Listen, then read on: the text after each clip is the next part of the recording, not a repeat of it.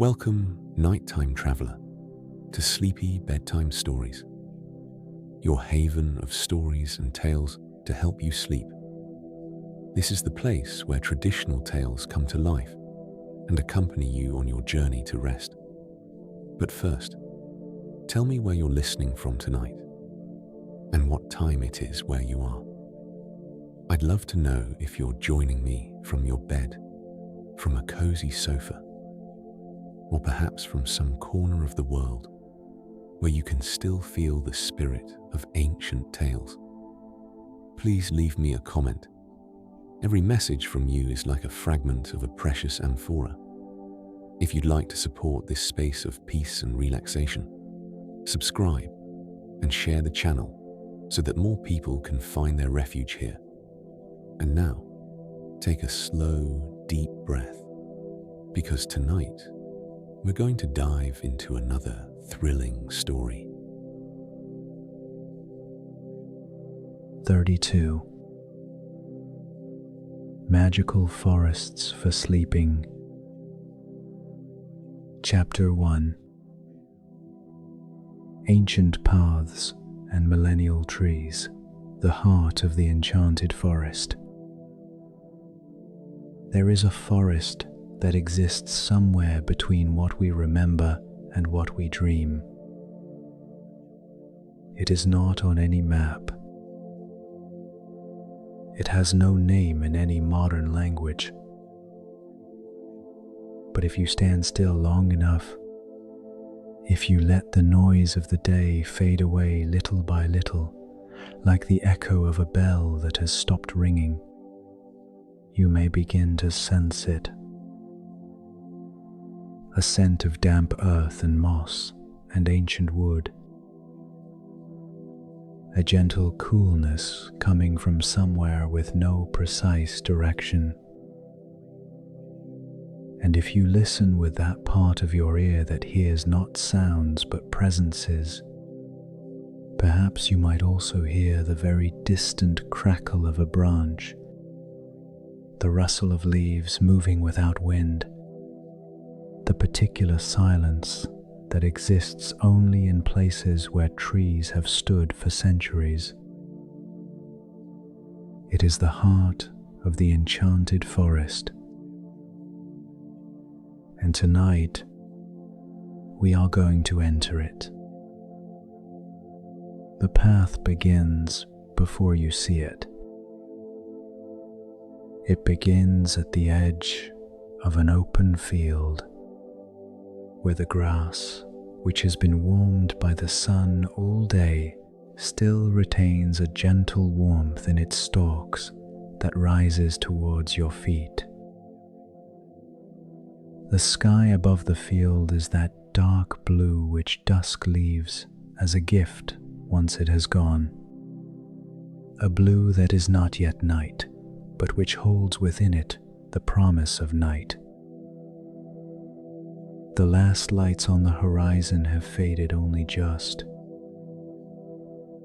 The first star has just appeared, alone and distinct, directly above the tree line. For there they are, at the far end of the field, where the grass ends and the landscape changes. The first trees of the forest rise against the sky.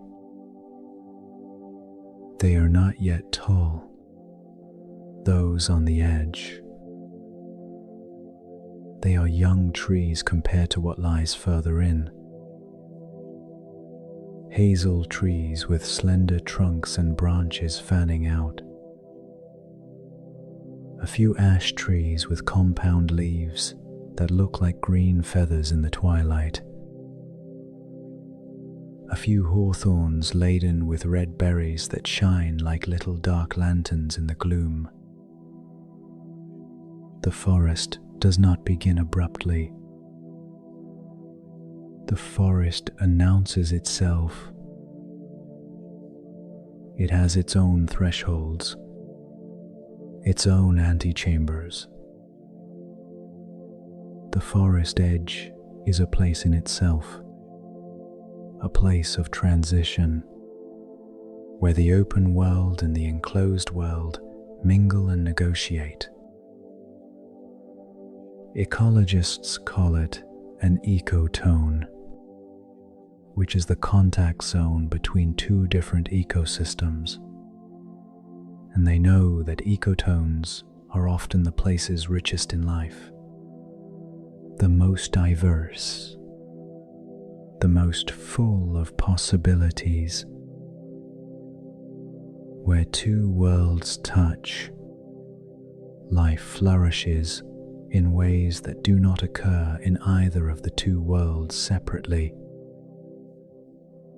The path leading into the forest begins here. It is not a track made by machinery or tools.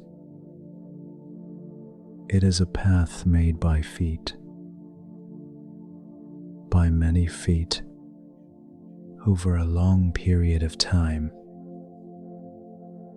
The ground is slightly more compacted than the surrounding area, slightly smoother, slightly darker. It could be the trail of an animal that always comes and goes along the same path.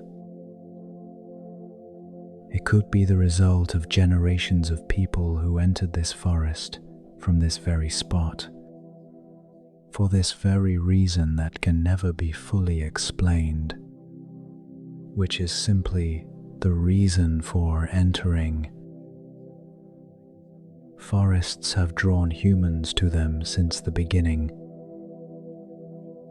Before there were cities, before there were villages, before there was even the concept of a fixed place to stay, the ancestors of all humans lived on the edges of forests, and within them,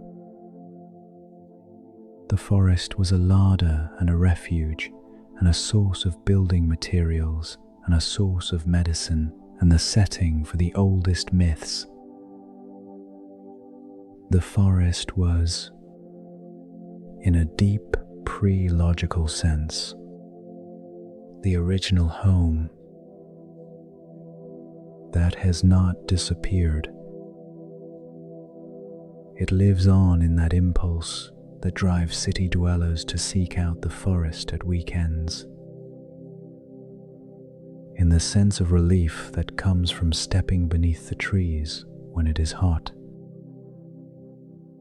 in the way your breathing changes automatically when the ground becomes soft with leaf litter and the air cools, and the scent of wood and earth replaces everything.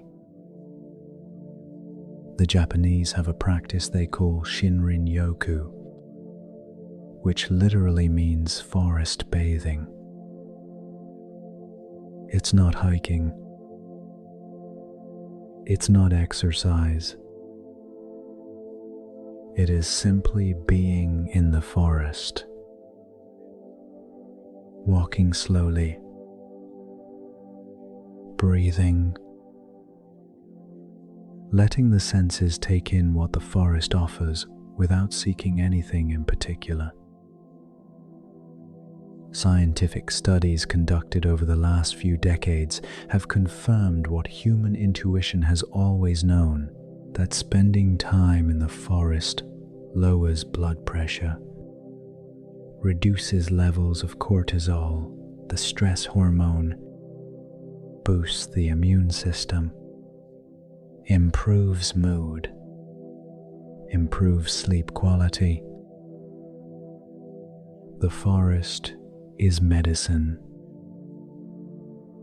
And tonight, this is exactly the medicine we need. We step inside. The first step beneath the canopy of trees changes the world.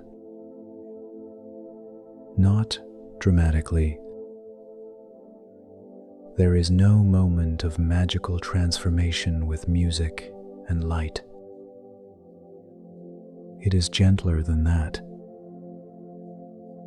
It is a transition that the body notices before the mind. The temperature drops slightly. not by much, just a few degrees, but enough for the skin to register it with gratitude. The noise of the outside world, which you may not have noticed because it was constant, disappears or fades into the very distant background. And the smell changes completely. The scent of the forest is not a single scent. It is a blend of many elements. Damp earth has its own distinct aroma, which scientists have identified as being produced mainly by a soil bacterium called an actinomycete, which releases a compound called geosmin when the soil is moistened. That smell of wet earth produces an almost physical sensation of settling, of gravity, of belonging to the earth. Is geosmin. Humans are extraordinarily sensitive to it. We can detect it in concentrations of 5 parts per billion. We are more sensitive to the smell of wet earth than sharks are to the smell of blood in the water.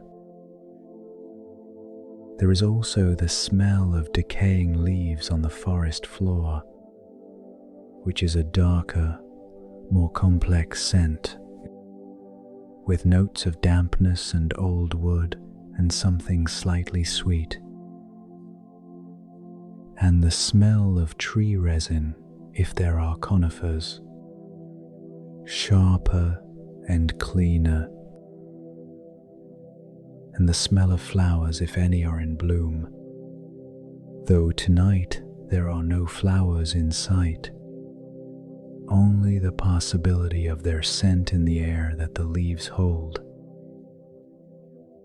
And above all, that fresh green scent produced by plants as they breathe, as they carry out photosynthesis, as they release volatile organic compounds that not only smell but, as we have said, have specific, measurable effects on the bodies of those who breathe them in.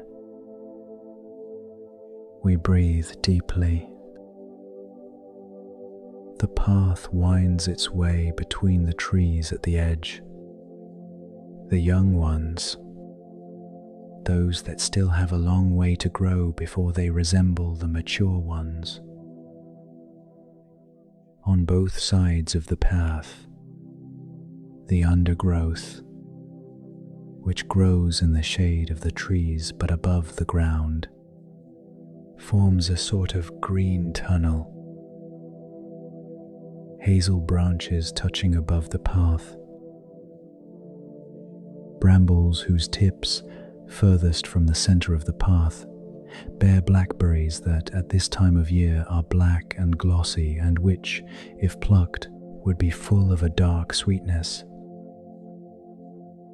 Ferns growing in the shadiest spots, with fronds that curl into spirals at their youngest tips, like questions that have not yet unfolded.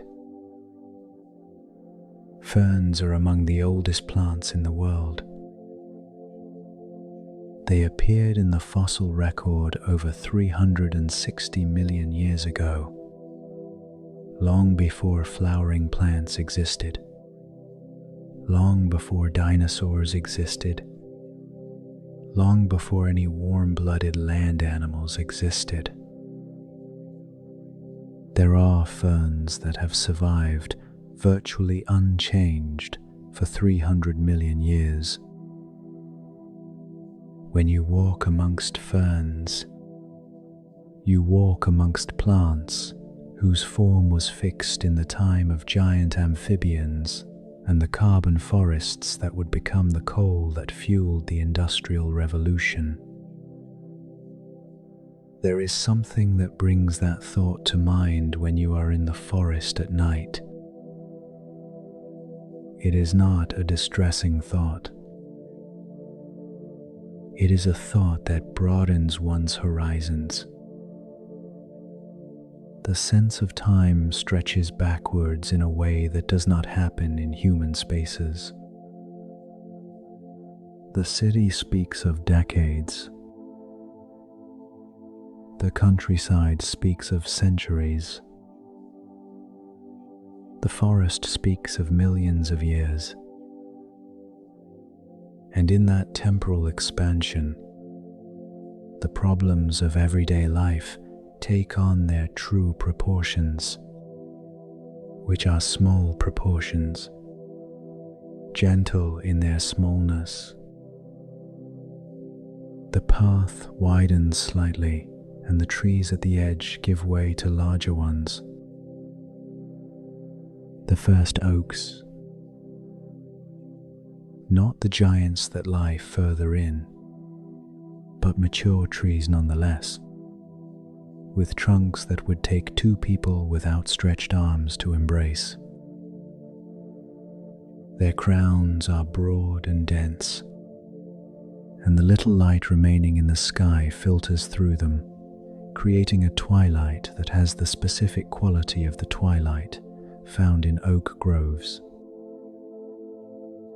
A light that is not darkness, yet is not brightness either, which has a touch of green in it, a hint of very gentle movement, something that 18th and 19th century landscape painters spent their whole lives trying to capture, and which appears only in the finest paintings to make the viewer feel, for a brief moment, that they are inside the forest and not standing before its depiction. The oak has been the sacred tree of more cultures than any other tree in the world. For the Celts, the oak was the tree of the world, the axis mundi, the axis connecting the three planes of existence, the underworld of the roots, the middle world of the trunks and lower branches where human beings live, and the upper world of the sky where the highest branches reach. The Druids, who, as we mentioned, perhaps took their name from the root meaning oak, performed their most important ceremonies in the sacred oak groves, which they called nematon, meaning forest sanctuary. The Greeks consecrated the oak to Zeus, the king of the gods. At the sanctuary of Dodona in northwestern Greece, which was one of the oldest oracles in the Greek world, predating even that of Delphi, is greater than the priests interpreted the will of Zeus through the whisper of the wind amongst the leaves of a sacred oak. The tree spoke, or rather, the wind spoke through the tree, and those who knew how to listen could understand the message. The Norse people dedicated the oak to Thor, the god of thunder, and there is a practical reason for this association.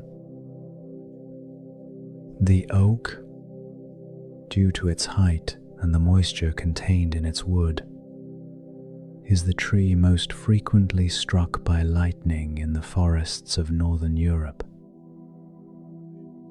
is greater than medieval peasants observed this fact and interpreted it as a sign that the oak was the favorite of the gods of thunder, the one they visited most often. Science and mythology, before they were two separate things, sometimes said the same thing in different languages, The oak tree we are now passing beneath has no plaque identifying it as sacred. It needs none. It possesses the sacredness bestowed by time, which is the most honest of all. The path continues. The ground has changed completely. There is no grass now.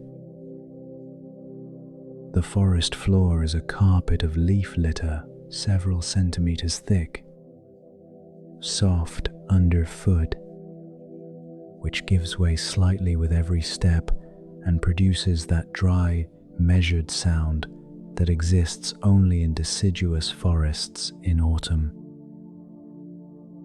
Leaves in various stages of decomposition form layers.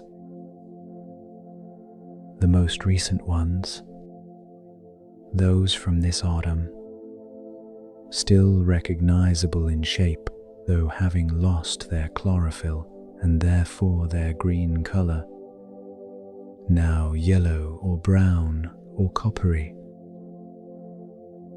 Those from previous years, darker, more fragmented, increasingly resembling soil. And at the bottom, the soil itself, which was once leaf litter, dark and rich and teeming with invisible life. Because the forest floor is one of the most complex and densely inhabited ecosystems on Earth, and most of that life is invisible to the naked eye. In a single gram of healthy forest soil, there may be billions of bacteria of hundreds of different species, tens of kilometers of fungal filaments, countless nematodes, mites, springtails, and other tiny creatures that most people have never even heard of. All that invisible life is constantly at work, breaking down dead organic matter and turning it into nutrients that trees can absorb through their roots. And the trees, through those very roots, communicate. This is one of the most extraordinary discoveries in plant biology in recent decades. Trees, through the networks of fungi that form symbiotic associations with their roots in what is called mycorrhiza, can transfer sugars, nutrients, and chemical signals from one tree to another. A tree in distress can receive resources from neighboring trees. A tree that detects an insect attack can send chemical signals to nearby trees so that they activate their defenses before being attacked. Mother trees, the largest and oldest, appear to favor their own offspring in the distribution of resources through the network. The Canadian biologist Suzanne Simard, who has spent decades studying this phenomenon in the forests of British Columbia, described these fungal communication networks as the forest internet, or the forest web. Is greater than. Her studies showed that the oldest and largest trees, which she called mother trees or hub trees, are connected to hundreds of other young trees around them and facilitate their growth in ways that could not occur without that connection. The forest is not a collection of competing individuals. It is a community,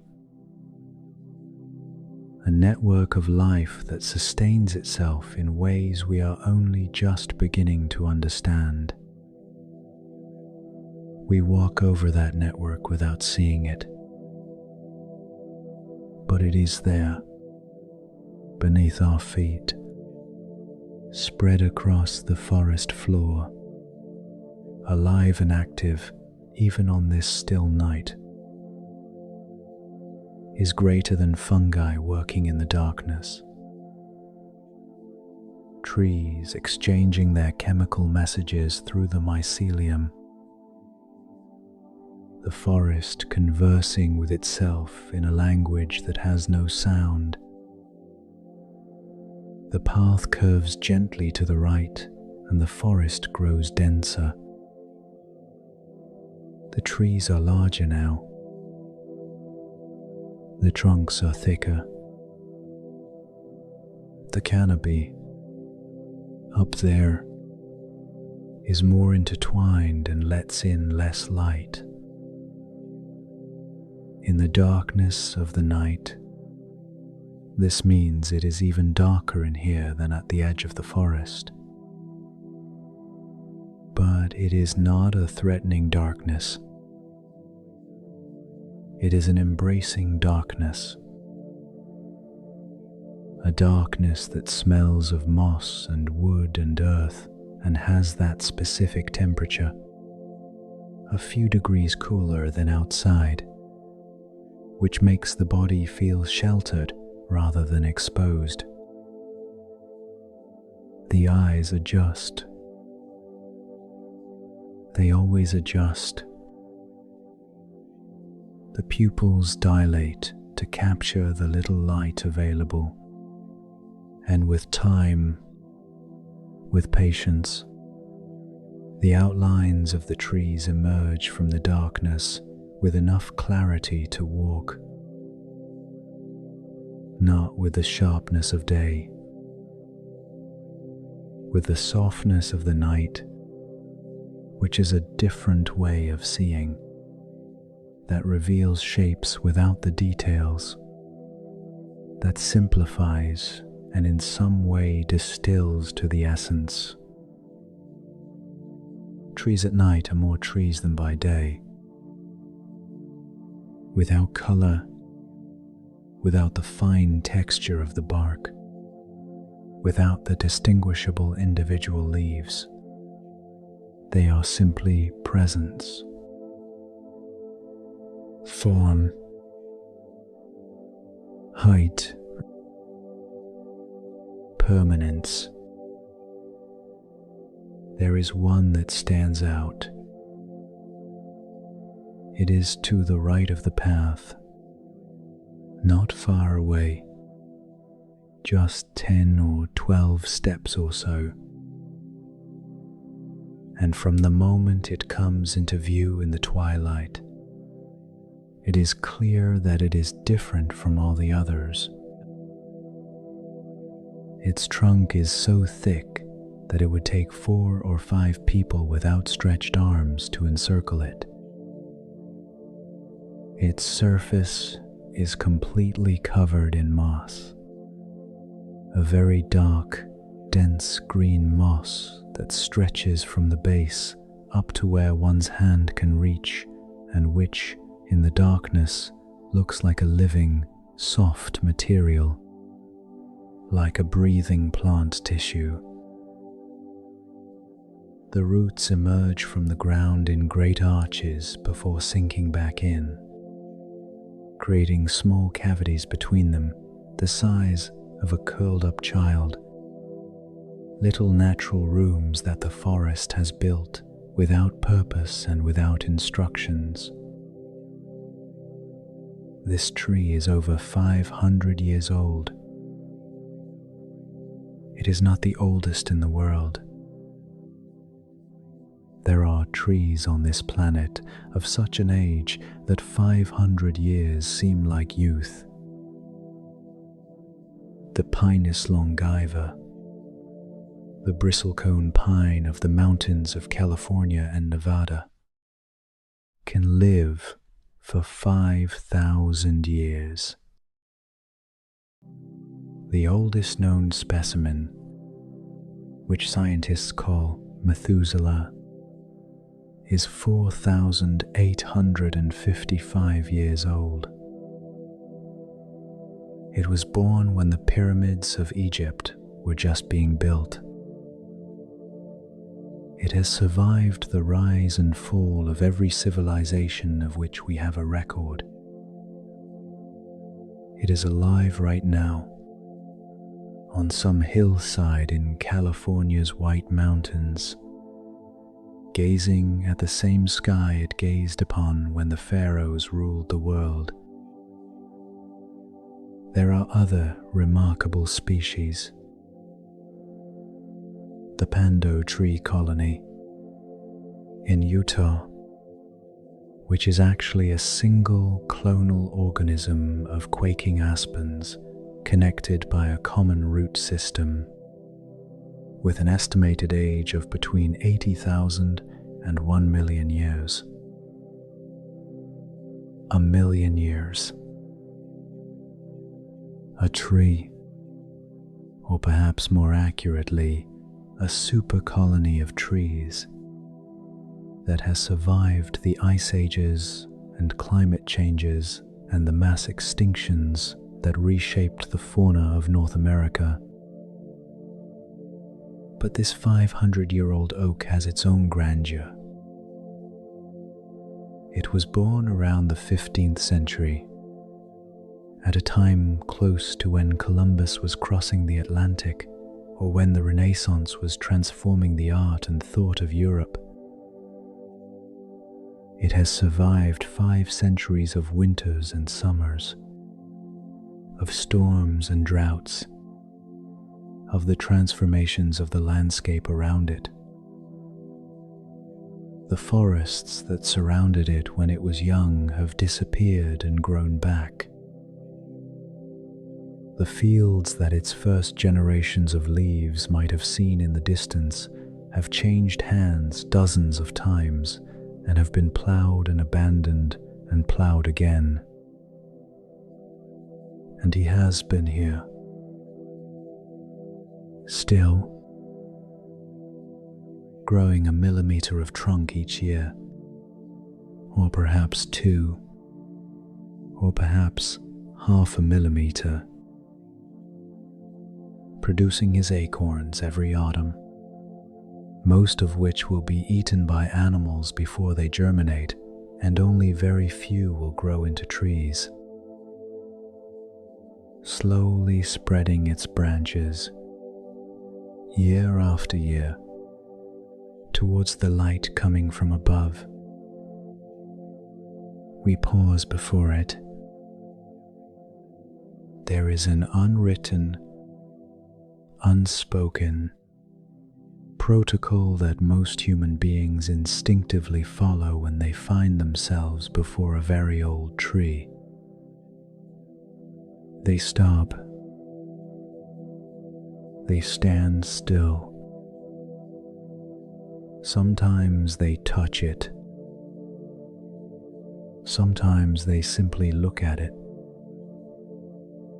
There is nothing to be done with an old tree. There is no transaction possible. There is only presence.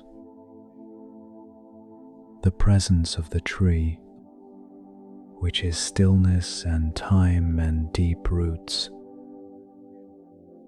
and the presence of the one who looks at it, which is movement and thought and unanswered questions. The contact between these two presences is one of the most soothing experiences there is. We touch the bark. It is rough, deeply furrowed, with cracks centimeters deep, filled with moss and tiny silvery gray lichens. The moss is soft to the touch, surprisingly soft, as if the tree had spent centuries building itself a comfortable covering. In the deepest cracks of the bark, there are whole little worlds. Insects hibernating, spiders that have woven their webs in the most sheltered spots, fungal spores waiting for the right humidity conditions to germinate. The tree as an ecosystem, not just the tree itself, but everything that lives in it, from it and with it. It has been estimated that a mature oak can harbor more than 2,300 different species of animals, including insects, arachnids, small mammals, birds, amphibians. More than 2,300 species share this tree as a home, as a source of food, as the backdrop to their entire lives. This tree, 500 years old, is a city. A city that was not built, but simply filled with life as the tree grew and aged, becoming more complex and full of possibilities. We walk away slowly, and the path continues. The deeper you walk into the forest, the quieter it becomes. It is as though the noise of the outside world, which was already little more than a distant memory, leaves even fewer traces behind as the trees grow taller and denser. Is greater than the silence of the deep forest is not the silence of the desert, nor the silence of the snow. It has texture. It has layers. It is occasionally interrupted by a small sound which, rather than breaking the silence, makes it more perceptible. The dripping of water from a branch that still retains the moisture from the last rain. The distant creak of a log settling. The brief, dry sound of an acorn falling to the ground after having waited on the branch all autumn. And sometimes, the sound of an owl. The owl makes no noise. The owl does something that is qualitatively different from noise. The owl makes a call that, in the darkness of the forest, has a particular resonance, a depth that seems to come from nowhere in particular, but from everywhere at once. It is a sound that humans have been hearing for millennia in the nighttime woods, and to which they have ascribed every possible interpretation. From an omen of death in Roman tradition to a symbol of wisdom in Greek.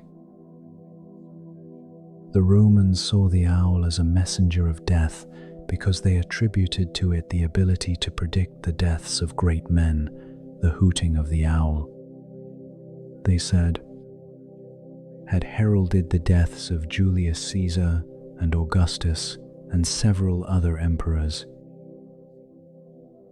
The Greeks, who associated the same bird with Athena, the goddess of wisdom, saw it exactly the opposite way.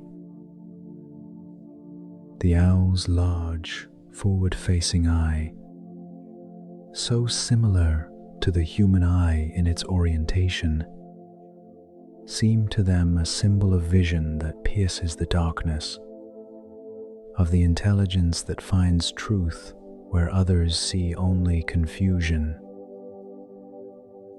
Tonight, in this forest, the owl hoots once from somewhere unseen amongst the treetops,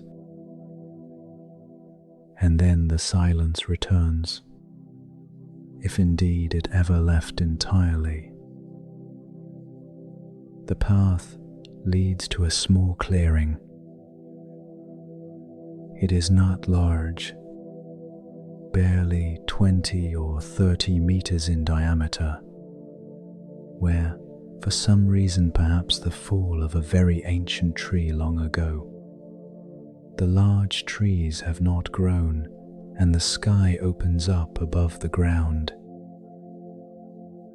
The clearing is covered in low grass and moss, and in its center lies a flat stone, a large one that rises just a few feet above the ground. The stone is partly covered in a very dull orange lichen which, in the darkness, looks grey, and partly bare and smooth, with that smoothness that comes from the passage of many years and perhaps from many hands and many bodies resting upon it. Someone has sat on this stone. Many people. For a long time. Forest clearings have always held special significance in the traditions of the peoples who lived in wooded landscapes. In the forests of northern Europe, clearings were the preferred locations for community gatherings, for seasonal celebrations, and for rituals marking the changing seasons. The summer and winter solstices, the equinoxes, the sowing and harvest festivals, the light of a bonfire in a forest clearing, visible from afar in the darkness of the night, was the sign that something was happening there, that the community was gathering, that ordinary time was suspended for one night and something older took its place. The Celtic Druids performed their ceremonies in the Nemetons, the sacred forest clearings mentioned earlier.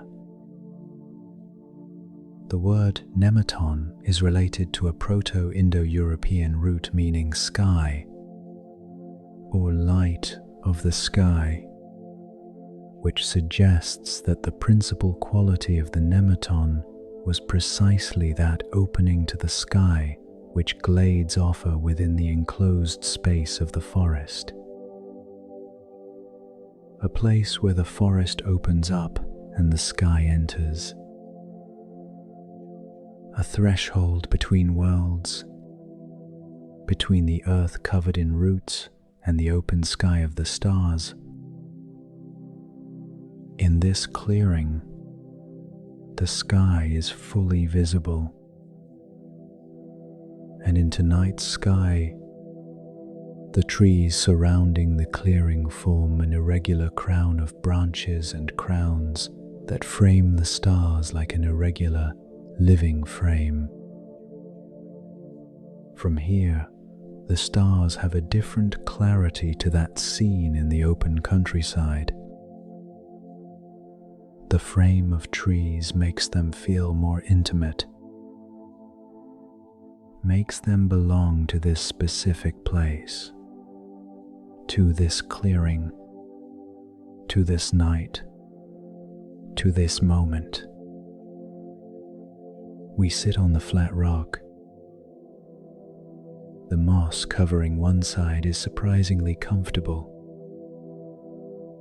It has that quality of very soft natural materials to adapt slightly to the shape of whatever rests upon them. The stone beneath the moss is cold, but the moss insulates. The temperature is just right,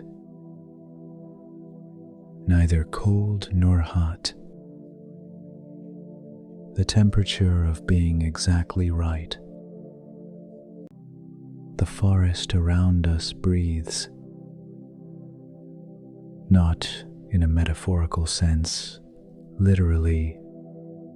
The trees carry out constant gas exchange, absorbing carbon dioxide and releasing oxygen during the day through photosynthesis, and at night carrying out cellular respiration, which consumes some of the oxygen they produced. A mature forest is a gas exchange system of enormous complexity. The air in a healthy forest has different proportions of oxygen and volatile compounds compared to the air in open spaces. Not enough to be measured without instruments, but perhaps enough for the body to notice. The forest also evaporates water. Leaves release moisture into the air through a process that biologists call transpiration. And in a large forest, this transpiration creates a constant humidity that keeps the forest microclimate several degrees cooler in summer than the surrounding non-forested areas. The Amazon rainforests generate such a large amount of rain through this mechanism that scientists speak of flying rivers, columns of moisture-laden air that rise from the jungle and travel across the continent, creating rain far from their source.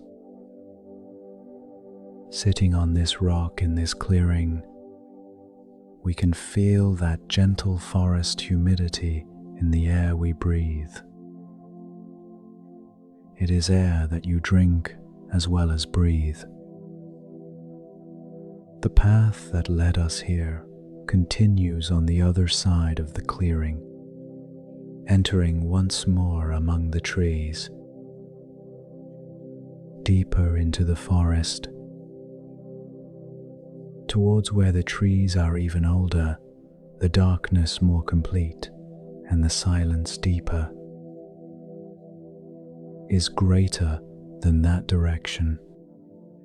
That deeper into the forest has always been the setting for the stories. Not the stories of the hero who goes into the forest and returns victorious. The other stories. The stories of the forest itself. In almost all cultures that lived in wooded landscapes, the deep forest was the place where the rules of the ordinary world were suspended, where beings that did not belong to the everyday world had their territory.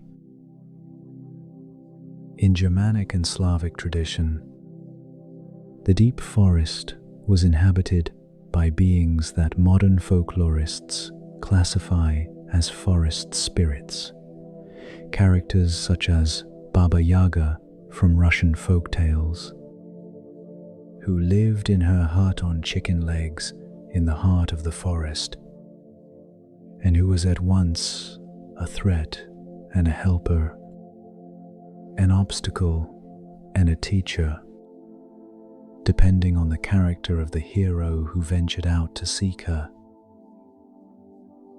In Scandinavian mythology, the forests were the territory of the Huldrefolk, the hidden people, beings who appeared human from the front, but whose backs revealed a different nature, hollow like a rotten log or covered in tree bark. They were neither good nor evil in the Christian sense. They were simply of another world, with their own rules, their own loyalties, their own code. Any human who ventured into their territory had to behave with respect and understanding, or the consequences could be unpredictable. The forest spirits of Roman mythology, the fauns who ran amongst the trees in the forests of Latium, the nymph Daphne, who, according to myth, was transformed into a laurel tree to escape Apollo's pursuit, and whose skin became the tree. The Silenus and the satyrs, who inhabited the woods and represented the forces of untamed nature. The forest was the realm of the uncontrollable, of that which exists beyond the bounds of the city, the law and orderly reason. And perhaps that is why it was also the place where the heroes of stories went to be transformed. The forest in fairy tales, which are the oldest form of narrative still alive in Western culture, is not merely a setting. It is the agent of transformation, is greater than what the hero or heroine needs to learn, the task they must complete, the truth they must discover, is always in the forest, not in the castle, not in the marketplace, not on the well-lit, safe path. In the forest. Hansel and Gretel get lost in the forest and must find their wits and courage to survive. Little Red Riding Hood ventures into the forest and encounters danger and cunning. Snow White flees to the forest and there finds the 7 dwarfs and a life different from the one she knew. The prince in Sleeping Beauty must cross the forest of brambles that has grown around the sleeping castle. Always the forest. Always the heart of the forest as the place where something essential is waiting to be found.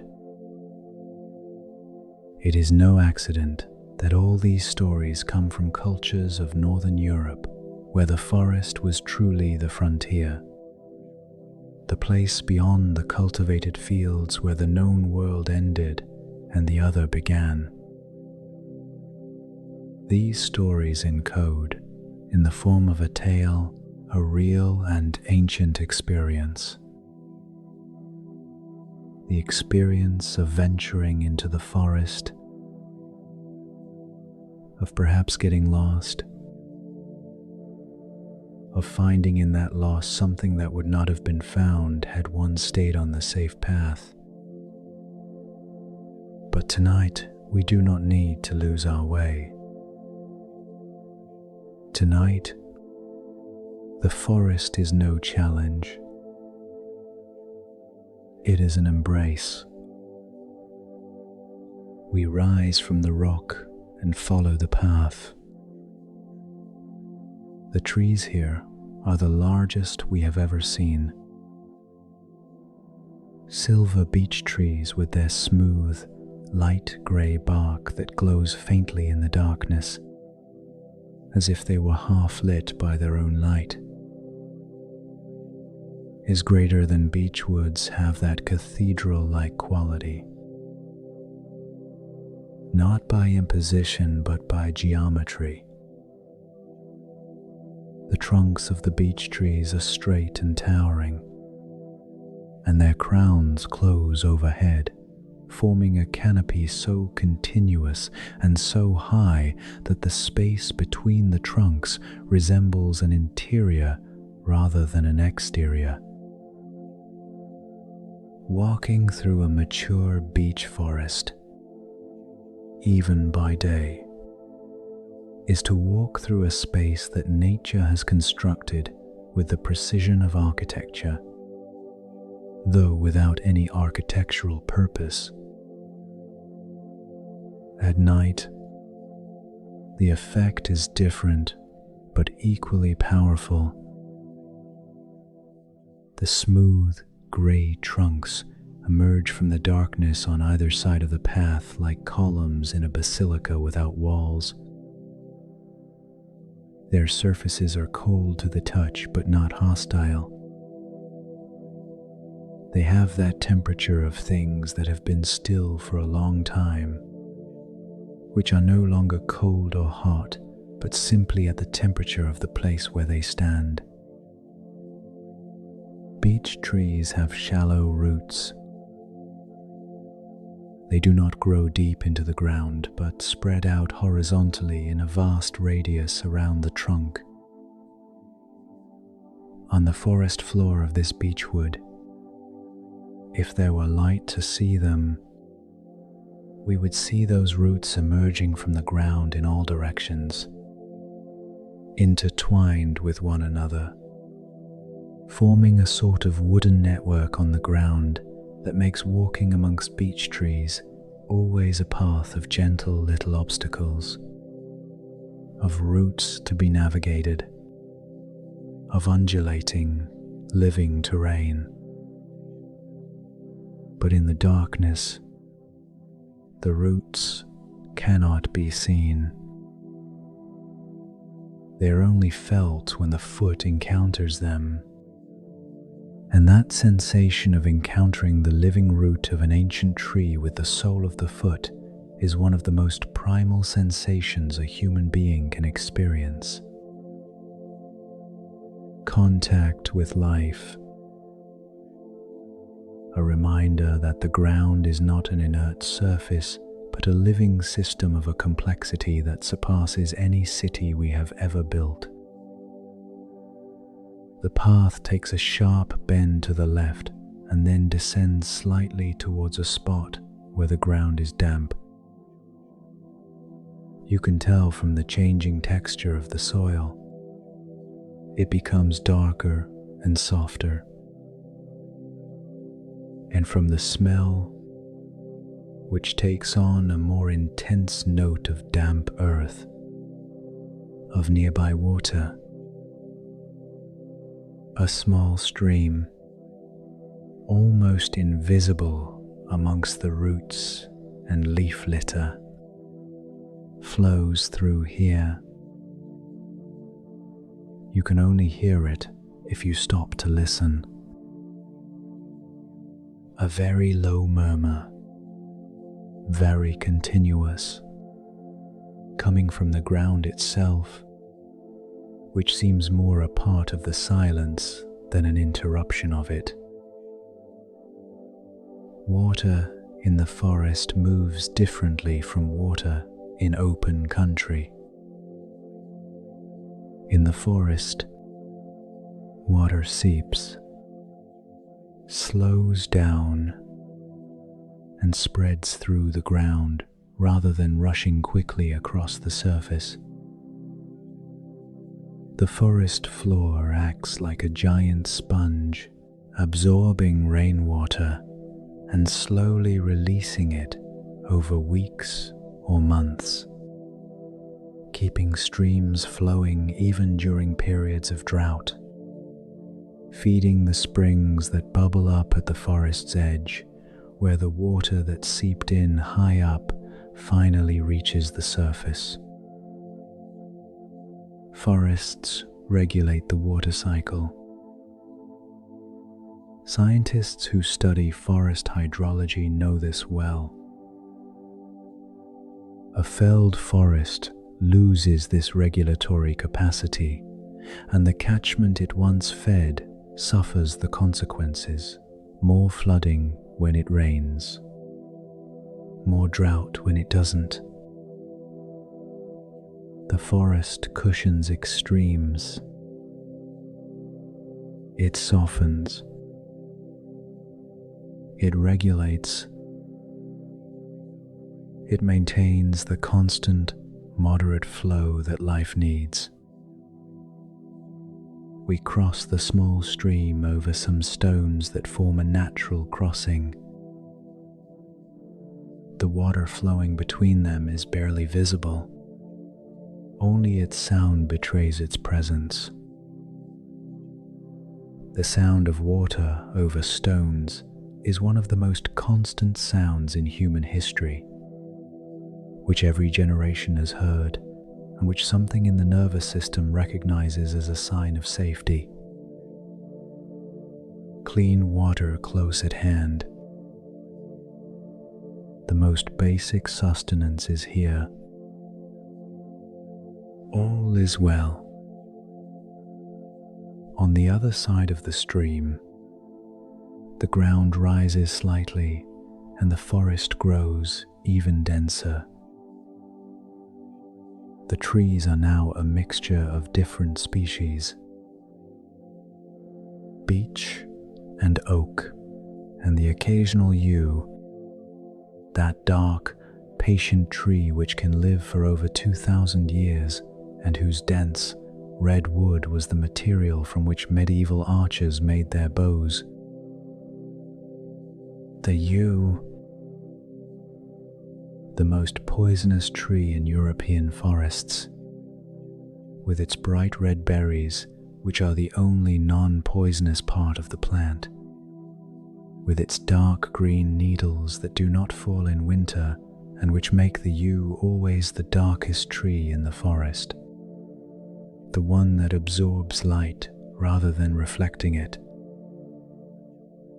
Yews grow in the shade of other trees. They do not need direct light to survive.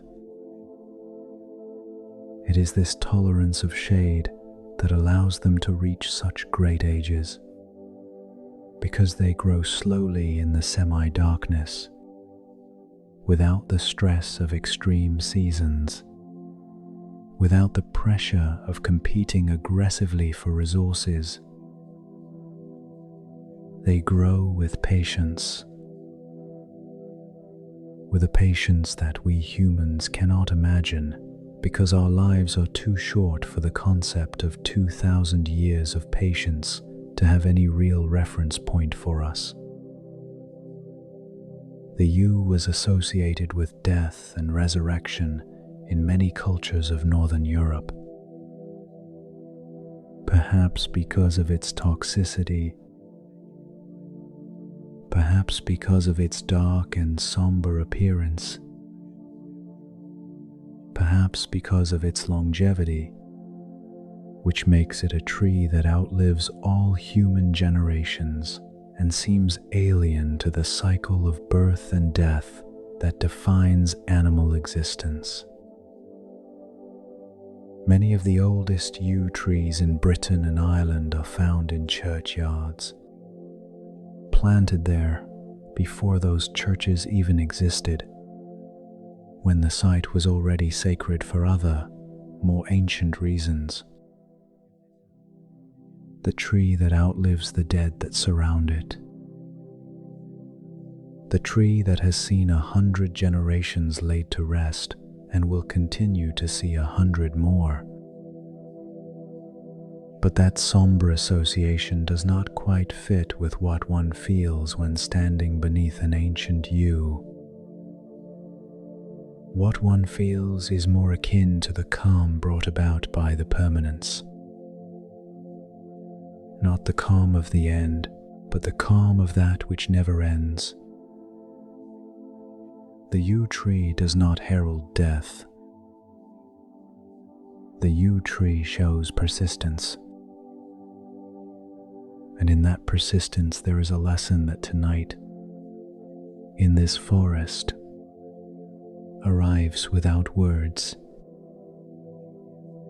The things that matter are not rushed. The path now leads to the innermost part of the forest, the heart of the enchanted forest, which is the place we have been heading towards from the start without having been consciously aware of it.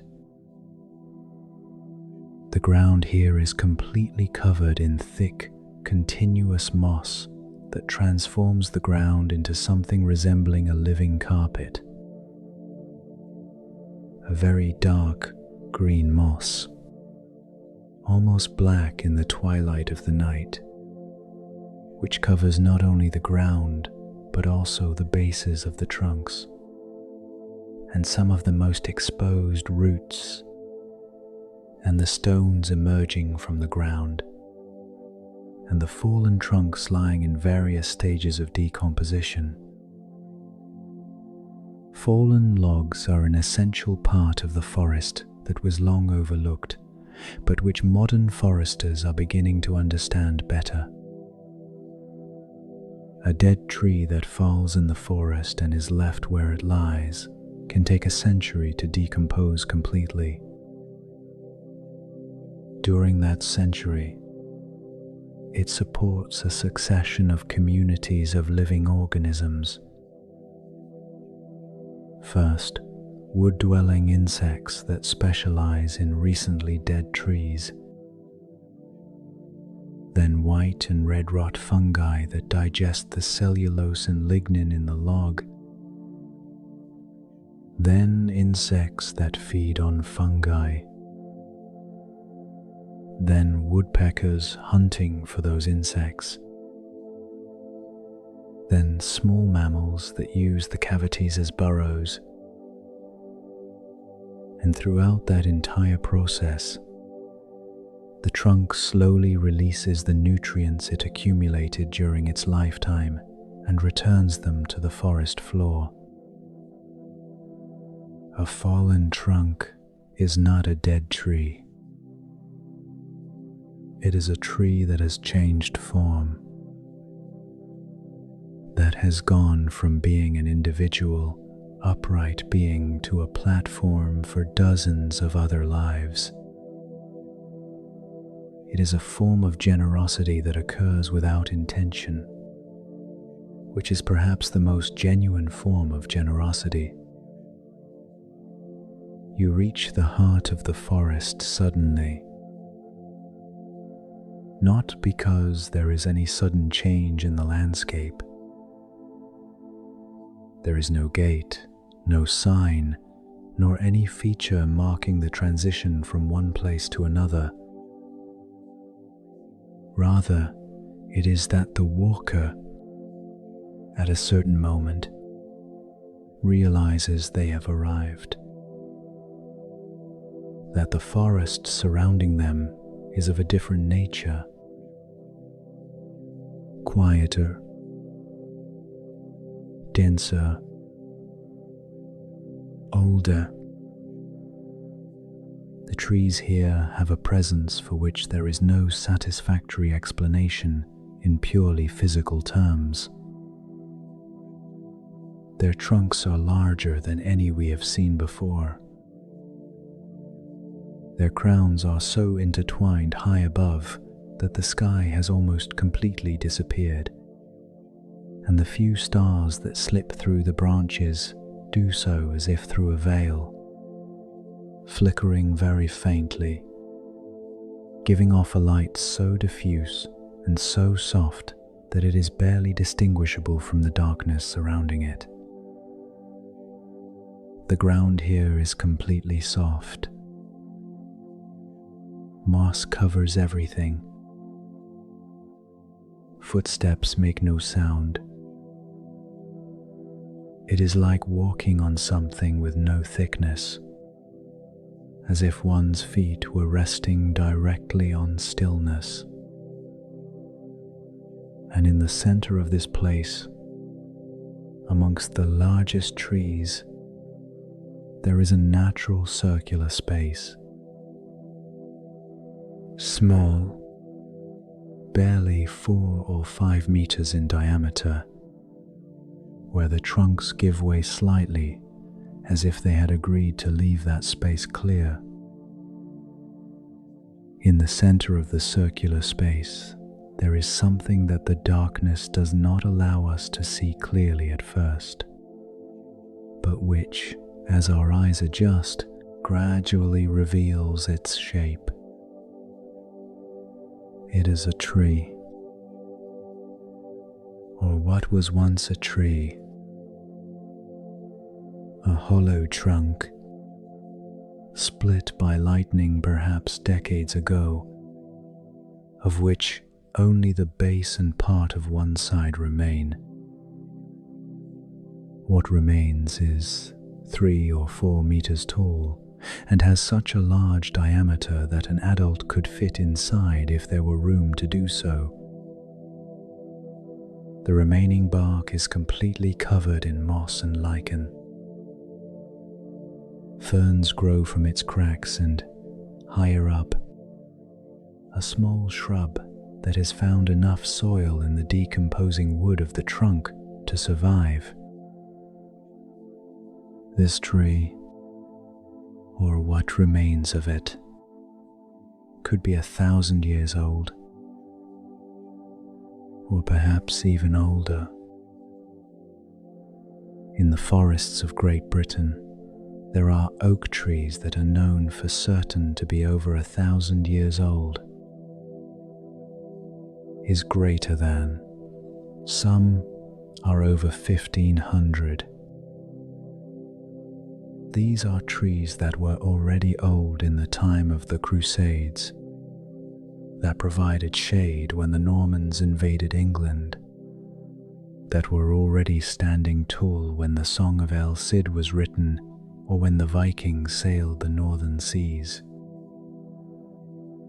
This tree, perhaps, witnessed all that, not in the sense that trees see as animals see,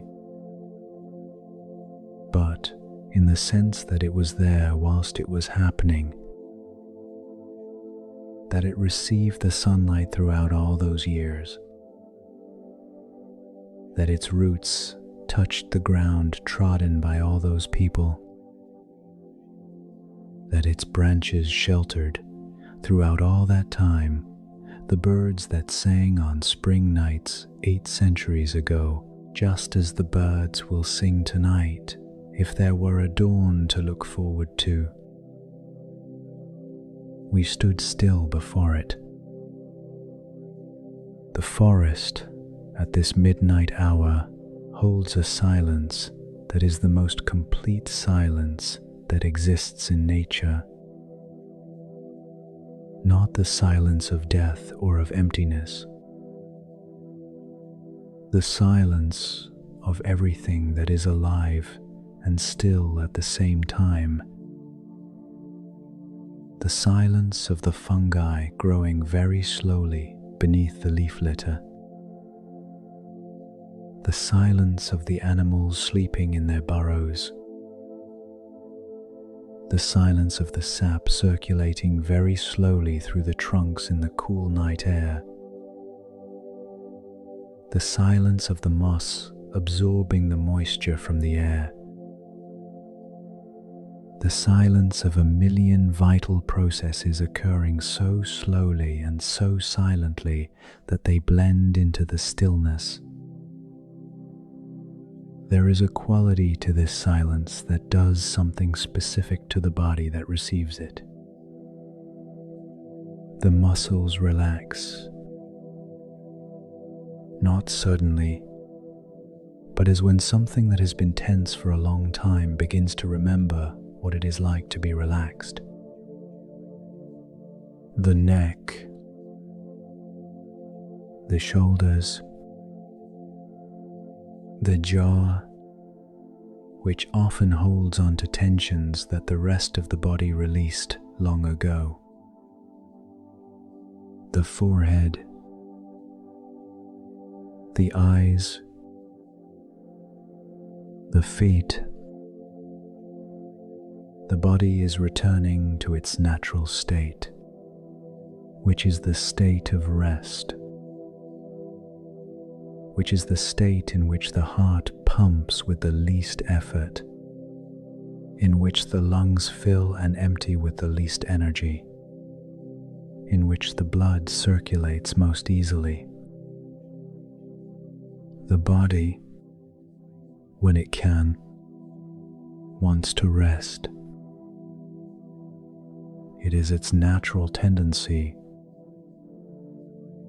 and the forest tonight, with its temperature and its silence and its scent and its soft darkness, is providing all the conditions for that to happen. The hollow tree in the middle of the clearing is the final glimpse of the heart of the forest. There is nothing more to see here tonight. Not because the forest has nothing more to show, The forest has infinitely more. But there comes a moment when seeing and knowing cease to be what matters, and what matters is simply being part of this place for a while, letting the forest do what the forest does to those who remain still long enough within it. The forest asks for nothing. It asks only for time and stillness. And to those who give them, it gives back something that has no name, but which everyone recognizes when they receive it. Something akin to the feeling of coming home after a very long journey. Something akin to the relief of letting go of what you've been carrying without realizing the weight until you let it go. Something akin, very akin, to the feeling when sleep comes after a long day and the body finally surrenders. The forest breathes. The trees are here. The roots reach deep. The moss is soft. The silence is complete. And in the heart of the enchanted forest, in this clearing that time has preserved without anyone asking, in this moment that is yours and no one else's, the night does what the night always does when allowed. It settles. It spreads. And gently carries you to the wordless place where sleep awaits. Still and generous, as it has always waited, as it will always wait, on the other side of the last thought that no longer matters to hold on to. The ancient trees remain. The ancient path continues. And the forest guards the sleep of those who need it, just as it has always guarded everything that life entrusts to its care. With deep roots, with centuries of patience, with the silence that encompasses all.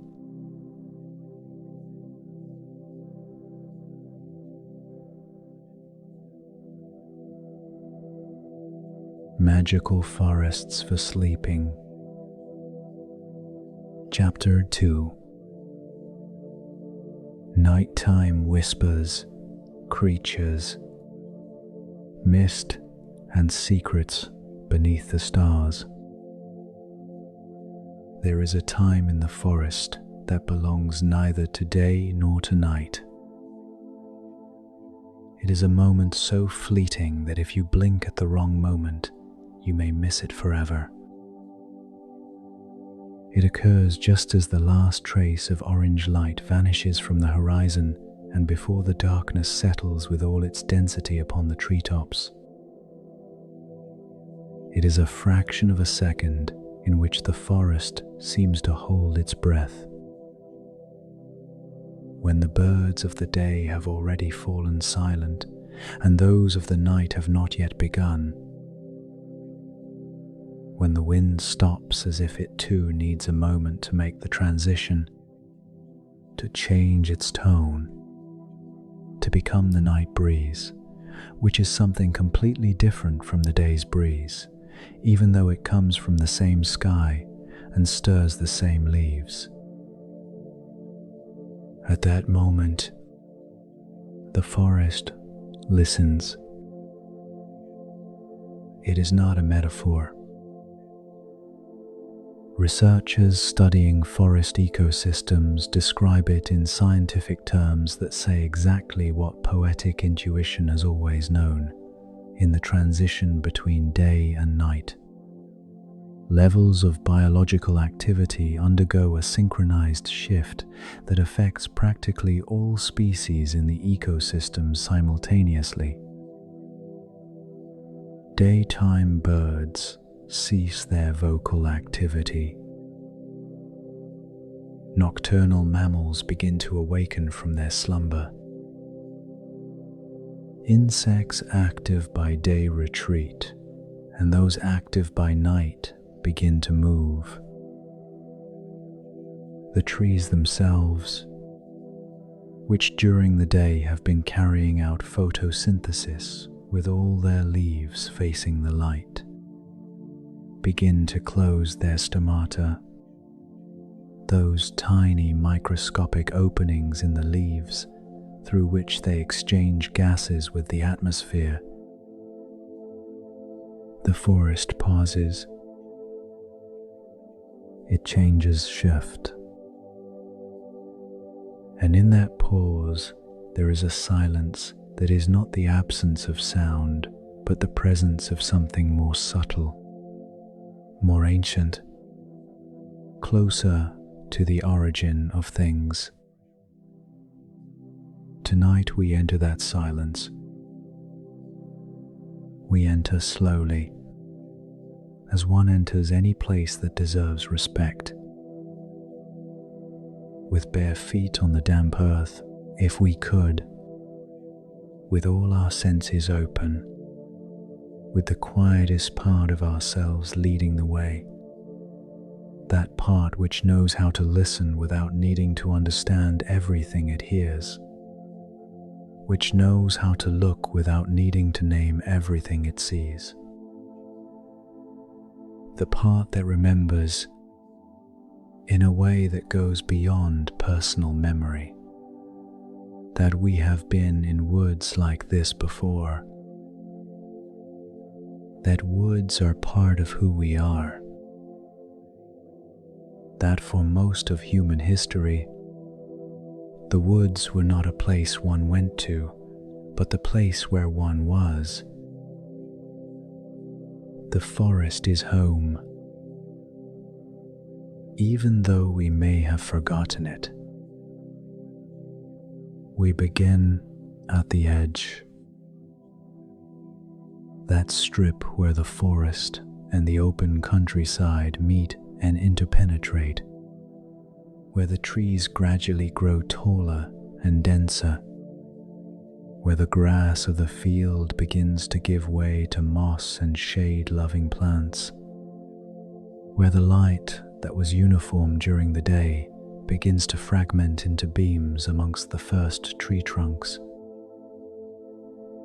The forest edge has its own ecology, distinct from both the open countryside and the interior of the forest, a transition zone that biologists call an ecotone, and which is always, in any ecosystem, one of the places of greatest diversity and highest levels of biological activity.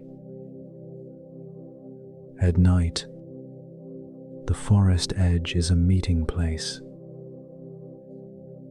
The fox, which sleeps in its den deep within the forest during the day, emerges in the afternoon towards the edge to hunt in the fields. It crosses right here, at this point where the ground changes from the forest's humus to the more mineral-rich soil of the fields, where the roots of the last trees still reach into the earth, but the canopy no longer completely covers the sky. The fox has a distinctive trot, a rhythm that blends caution with the confidence of one who knows their territory perfectly. Its ears turn independently of one another, picking up sounds from different directions. Its eyes, adapted to see well in the twilight, perceive the movement of a mouse in the grass 20 meters away, even though it hasn't seen it yet.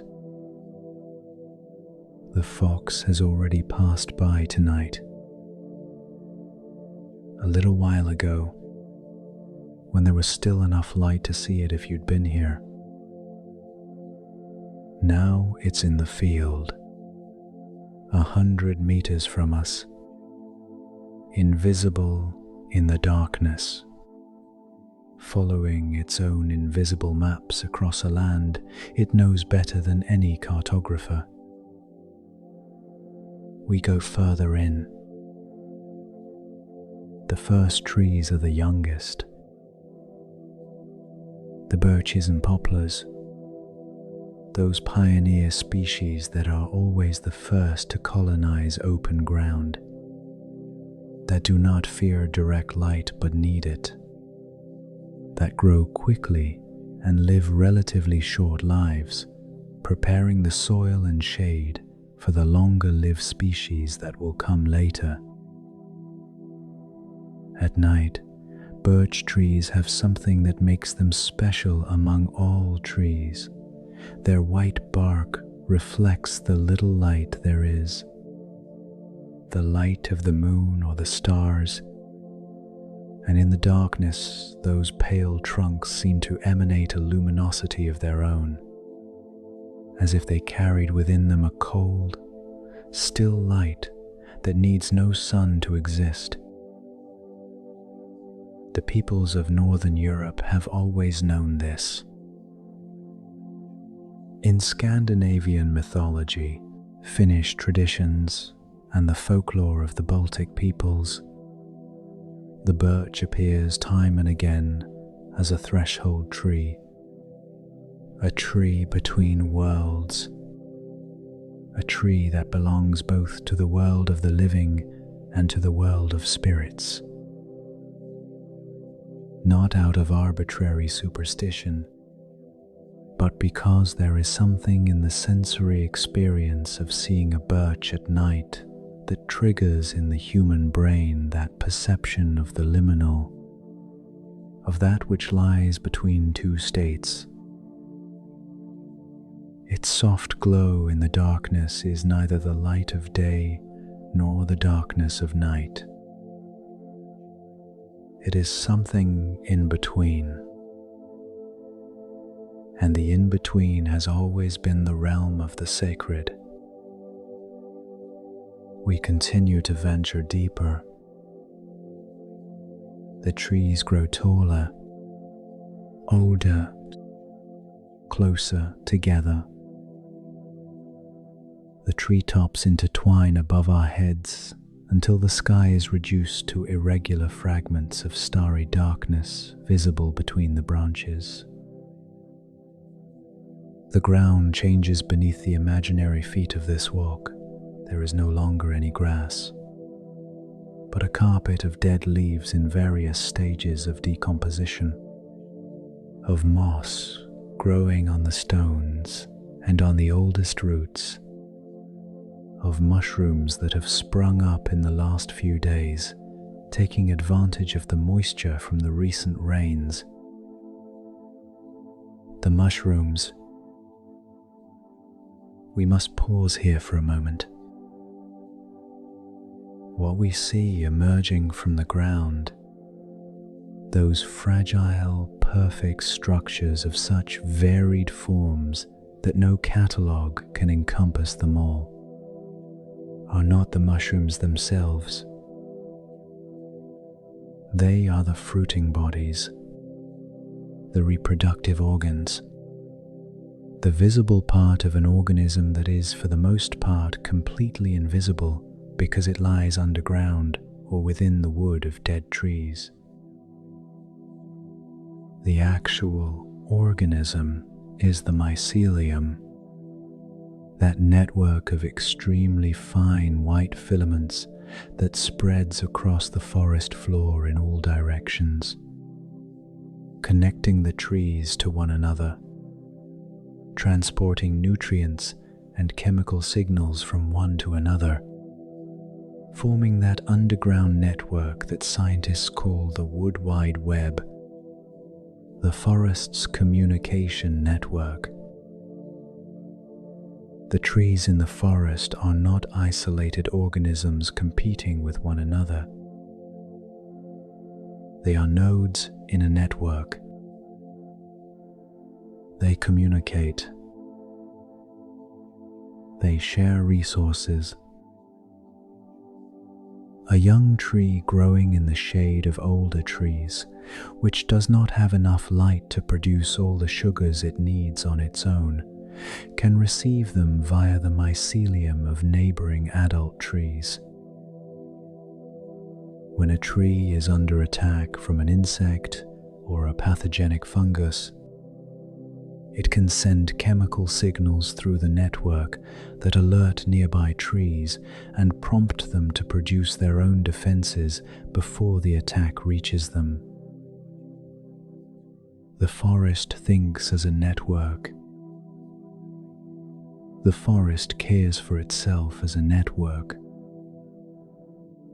The forest is a community. This understanding, which science has developed over recent decades using molecular tools, soil analysis, and carefully designed experiments, is something that people who lived in and off the forest have intuitively felt for millennia. Not with the language of modern biology, but with the silent certainty of those who spend enough time in a place to learn its language without needing to translate it. The Celtic Druids who lived in the forests of Atlantic Europe over 2,000 years ago believed that trees had souls and that communicating with them was both possible and necessary. For them, the forest was an assembly of conscious beings, each species with its own personality and its own role in the order of the world. The oak represented wisdom and strength. The ash was the bridge between worlds. The hazel was knowledge. The willow was intuition and water. These were not abstract symbols, but qualities that the Druids believed they could actually perceive in those trees. Qualities that emanated from them as a tangible presence. They were mistaken in the details. They were right, in essence. Trees are complex organisms with ways of processing information and relating to their environment that go far beyond what the simplistic view of plants as passive and simple beings could conceive. Night has fallen. We are now deep within the forest, surrounded by ancient trees whose trunks cannot be encircled by a single pair of arms. These are the patriarchs. Some of them are 300 or 400 years old. Is greater than 1 or 2, perhaps 500. They were here when the villagers from the nearby villages were still ploughing the land with horses. They were here when the wars that are now history swept through this region and left their marks on the land, without necessarily reaching this forest interior where time passes differently. A 500-year-old tree has lived through all of that. It has absorbed in its growth rings the climatic variations of 5 centuries, the years of abundant rain and the years of drought, the late springs and the warm summers. Its roots have penetrated layers of earth that contain human history, shards of pottery from forgotten civilizations, charcoal from bonfires that no one remembers, fossilized pollen from flowers that bloomed before there was anyone to see them. That old tree in the darkness of the forest is also an archive, a repository of time, a silent witness to everything that happened around it whilst it simply grew, centimeter by centimeter, year by year, without haste. Trees are in no hurry. It is perhaps their most admirable quality. Above us, in the high branches of one of those patriarchs, something is moving. The tawny owl, the most common owl in European forests, that nocturnal hunter with large, round eyes that sees in the dark with an efficiency no human optical instrument can match.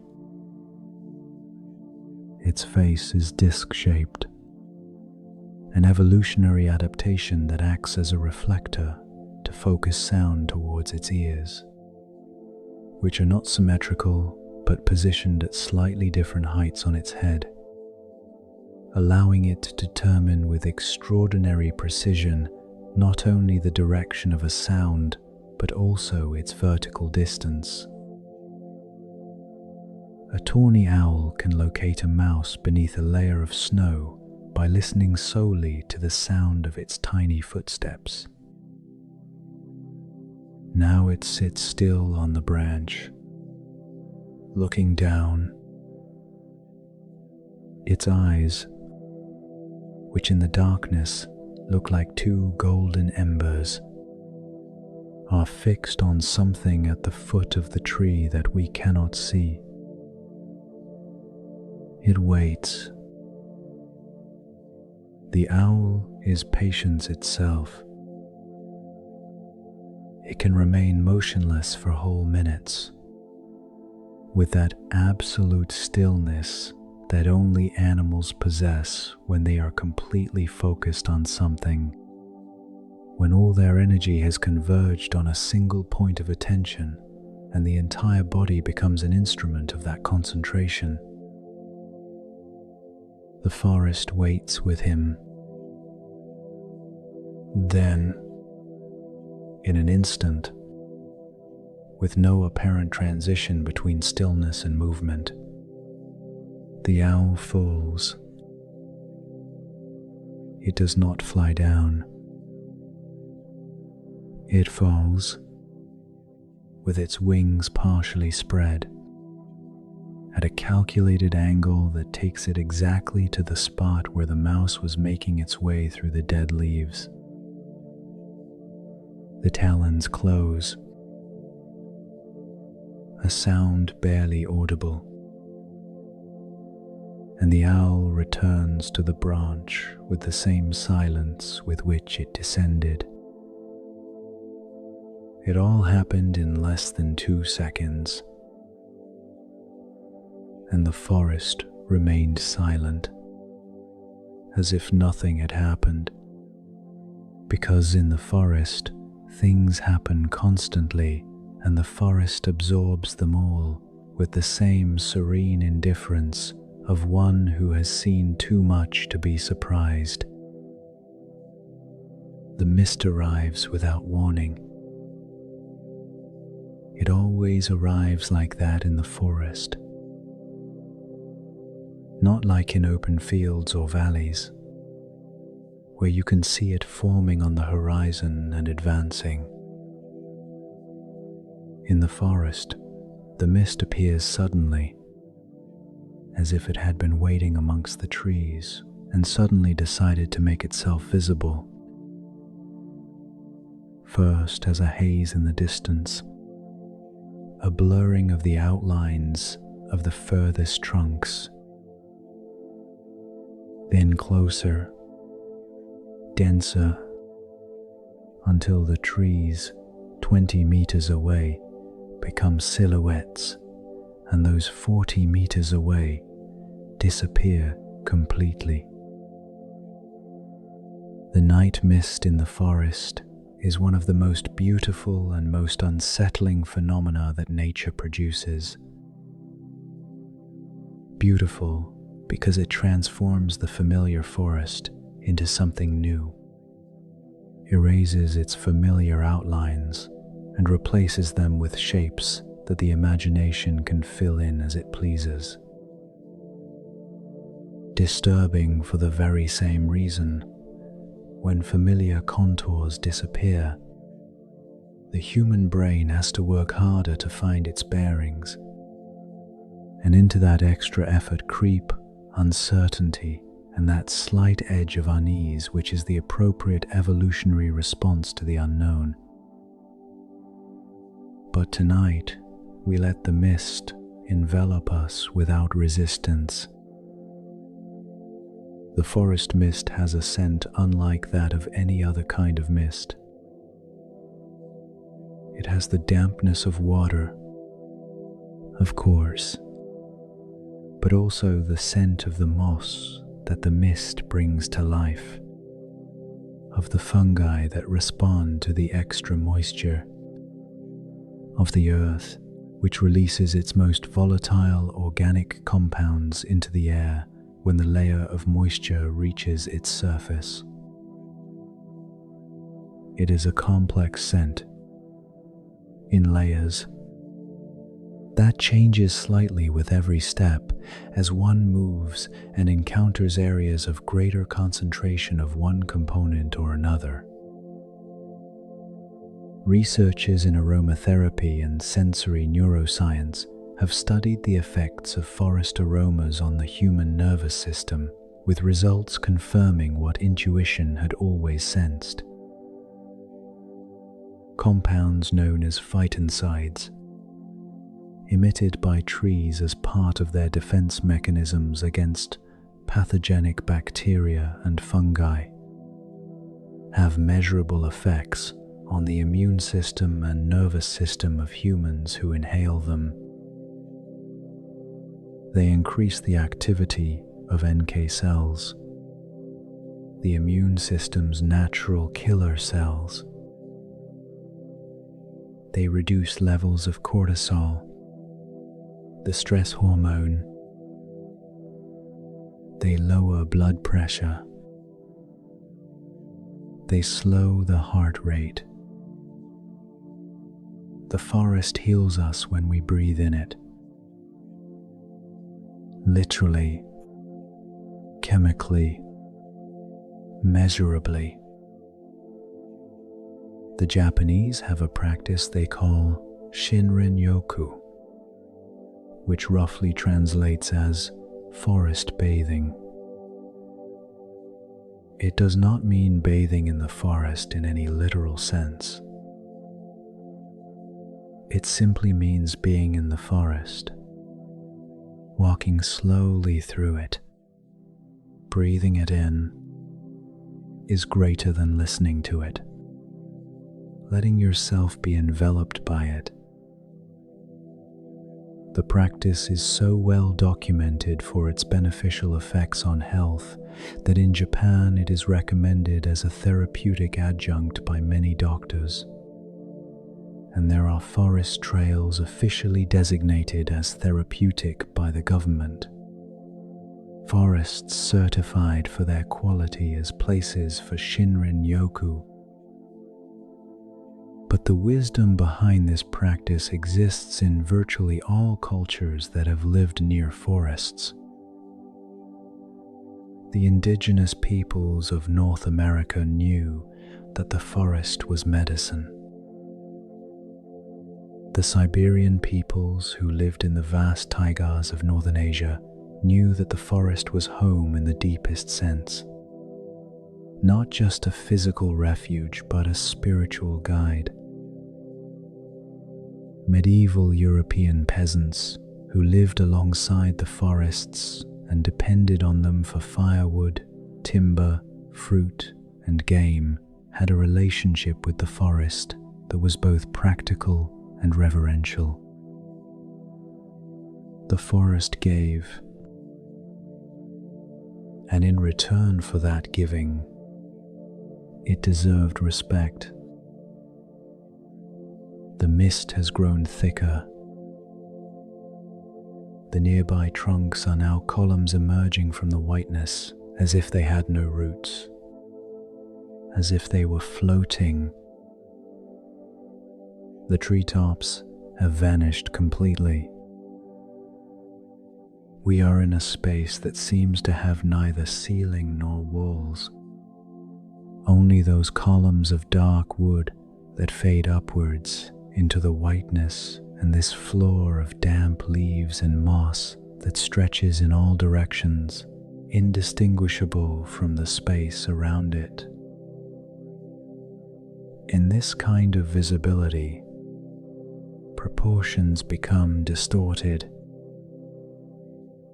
A tree 10 meters away seems smaller than 1-2 meters away, not because of normal perspective, but because the mist introduces a different scale, a distance that is not the usual distance. The brain constantly recalibrates and constantly gets it wrong. And in that constant error, in that process of recalibration that never quite stabilizes, there is a kind of gentle disorientation that is not unpleasant, which has something of an altered state about it, something of the liminal sensation that misty forests have always evoked in human beings. It is no wonder that misty forests are the setting for practically all tales that speak of thresholds between worlds. The misty forest in which the children of European folk tales get lost and find things that are marvelous or terrible, or both. The misty forest of Celtic legends, where heroes inadvertently cross from the everyday world into the other world, into that parallel realm inhabited by beings who are not human, but neither are they completely different from us. The misty forest of Japanese tales where magical foxes, mischievous tanuki, and water spirits weave their illusions. All these cultures, without knowing one another, arrived at the same intuition. Misty forests are places where the usual boundaries of reality become more permeable. Science does not speak of the permeability of reality, but it does speak of the effects of the environment on perception and cognition. And a misty forest at night is an environment that simultaneously activates the nervous system's alert system, reduces reliance on the usual senses, increases dependence on hearing and smell rather than sight, and produces a slight sense of perceptual disorientation. All of this together creates a state of consciousness that is different from the usual state. More attentive, more receptive, more open to alternative interpretations of what the senses report. It is a state that shamans and mystics of all traditions have deliberately sought, and which the misty night forest produces freely, effortlessly, simply by existing as it is. Let us listen, because now that vision is limited by the mist. Hearing takes over. The nighttime forest has a soundtrack of its own, a composition of astonishing complexity if one stops to listen carefully. Not as music, not as something made to be heard, but as what it is, the collective sound of thousands of creatures living their lives simultaneously in the same space. The cricket. First, always the cricket, that basso continuo of warm nights. In the forest, its sound has a different reverberation than in open fields, because the trunks and treetops reflect and absorb it in ways that alter its texture, making it sound closer on one side and more distant on the other, creating a sense of sonic three-dimensionality that does not exist in the same way in the open countryside. The tawny owl is calling now from its branch. Not that brief, functional sound of the hunt, but the full call, that territorial call which tawny owls emit on quiet nights to mark their presence in the forest. It is a strange sound, the tawny owl's call. It has that tremulous, melancholic quality which for centuries led peasants to regard it as an omen of death. Not because it brought death, but because that particular timbre triggers something deep and primitive in the human nervous system, something that ethologists would call a vigilance response, but which poets have always called a shiver. Tonight, in the forest, that sound isn't scary. Tonight, that sound is part of the symphony, and its melancholy is just the right kind of melancholy. The kind that doesn't hurt, but rather accompanies. The kind that comforts because it tells us there is life in the darkness, that the forest isn't empty, that even in the deepest night and the thickest fog, there are creatures in their rightful place, doing what they do, following the rhythm of their own lives with a steadfastness unaffected by any of the worries that sometimes rob us of our sleep. Further away, almost at the limit of what is audible, something large is moving amongst the trees. It could be a deer. In this part of the forest, at this time of year, deer are nocturnal or crepuscular, and it is during the night that they venture into the densest parts of the forest to spend the night. An adult deer moving through the trees makes a distinctive sound, the intermittent rustling of leaves beneath its hooves, which is different from the continuous rustling of the wind because it follows a pattern of footsteps. 4 repeated steps in the rhythm of a trot or a slow walk, with pauses between sequences when the animal stops to listen or sniff the air. If there is a deer 50 meters away in this misty forest, it probably already knows we are here. Deer have a sense of smell of almost incomprehensible sensitivity. A deer's olfactory system has hundreds of millions of olfactory receptors, compared to the 6 million in humans. It detects components of human scent at distances and in concentrations that are completely beyond our sensory reach. If the wind carries our scent towards where the deer is, the deer will have detected it long before we could detect it. And yet it stays, or at least does not flee, because the sound coming from among the trees was not the sound of flight, which has its own unmistakable rhythm. that urgent drumming of 4 hooves galloping through the obstacles of the forest. It was a calm sound, unhurried, the slow pace of a creature that feels reasonably safe in its territory. This is the unspoken rule of the nighttime forest.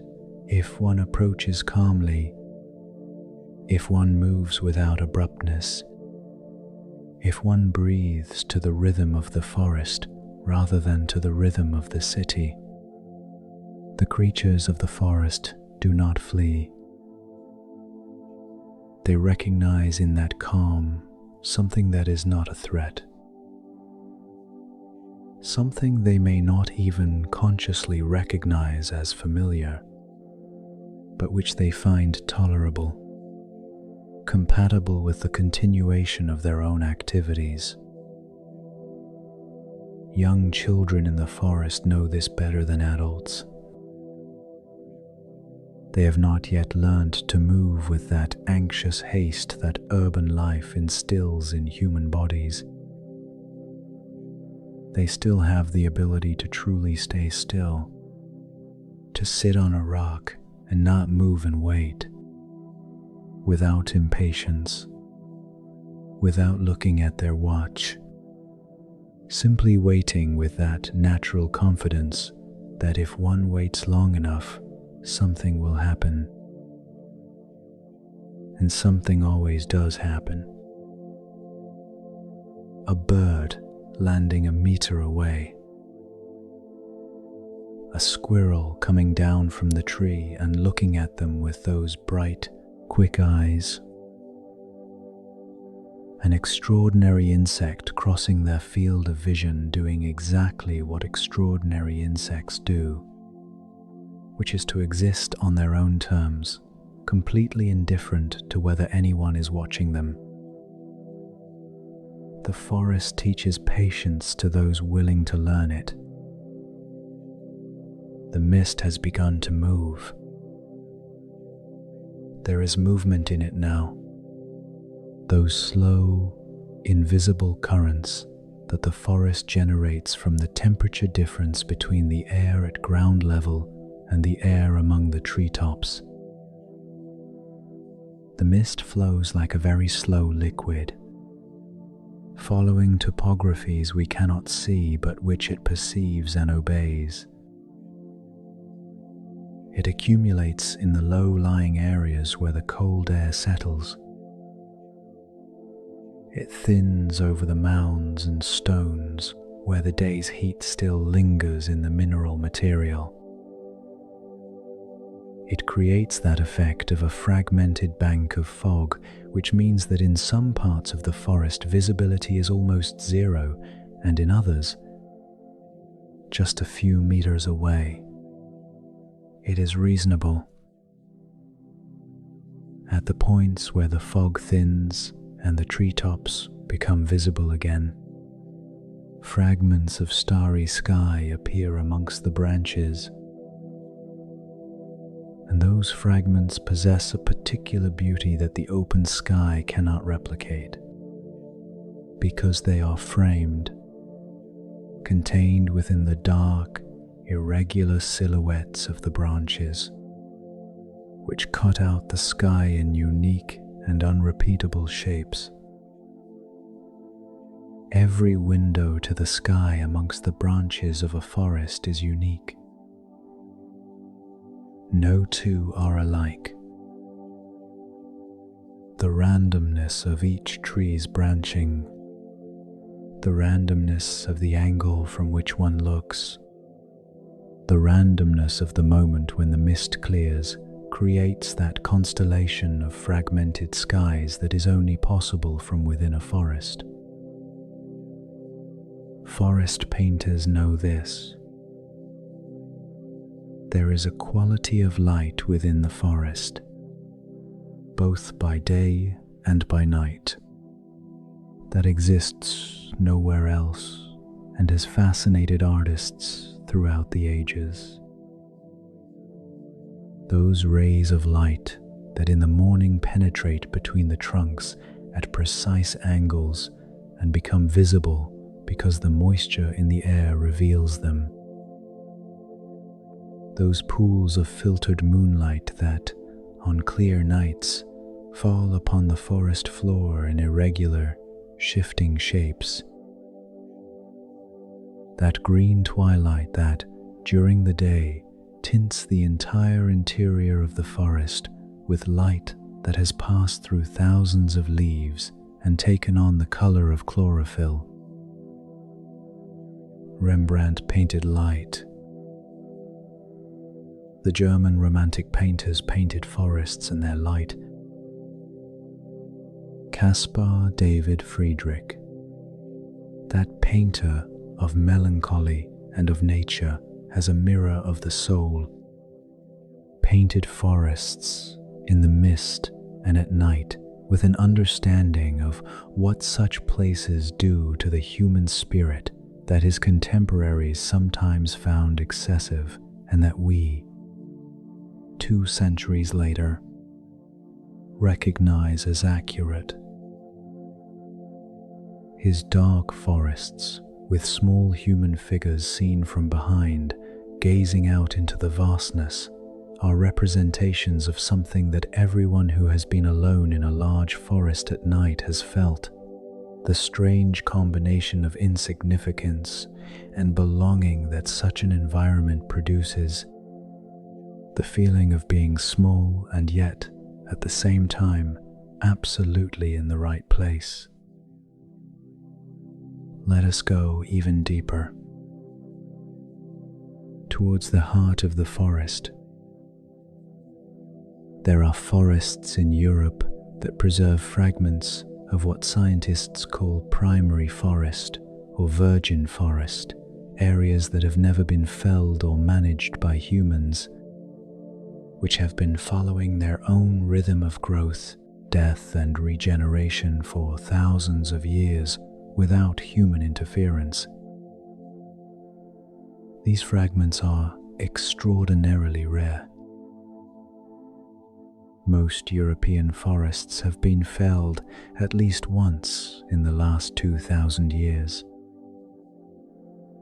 What remains of Europe's primary forest is found mainly in some remote areas of the Carpathians. In Białowieża, on the border between Poland and Belarus, in some hard-to-reach alpine valleys, and in parts of the Balkans.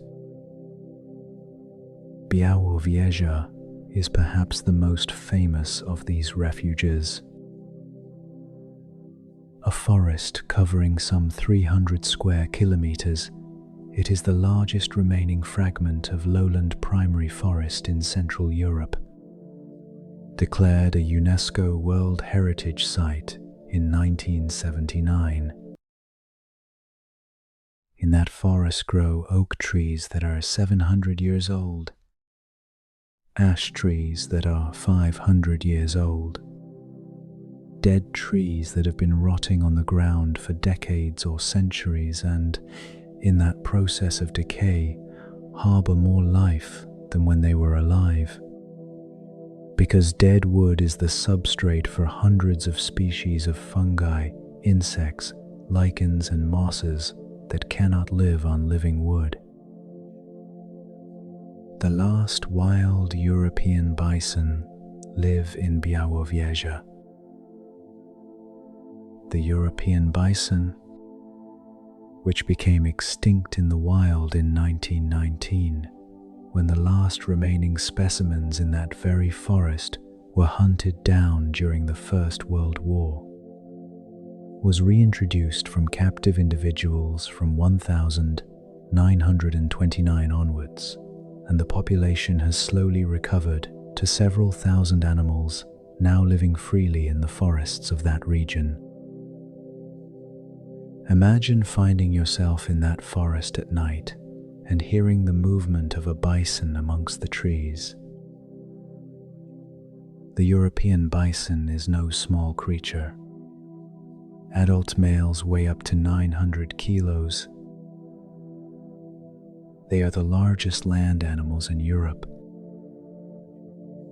And yet, in the forest, they move with a silence surprising for their size. Because the forest is their natural habitat, and they have co-evolved with it over millions of years. They have learned to maneuver that enormous body around obstacles without making any more noise than necessary. Encountering a bison in the forest at night would be one of those experiences that reshapes one's perception of oneself in relation to the natural world.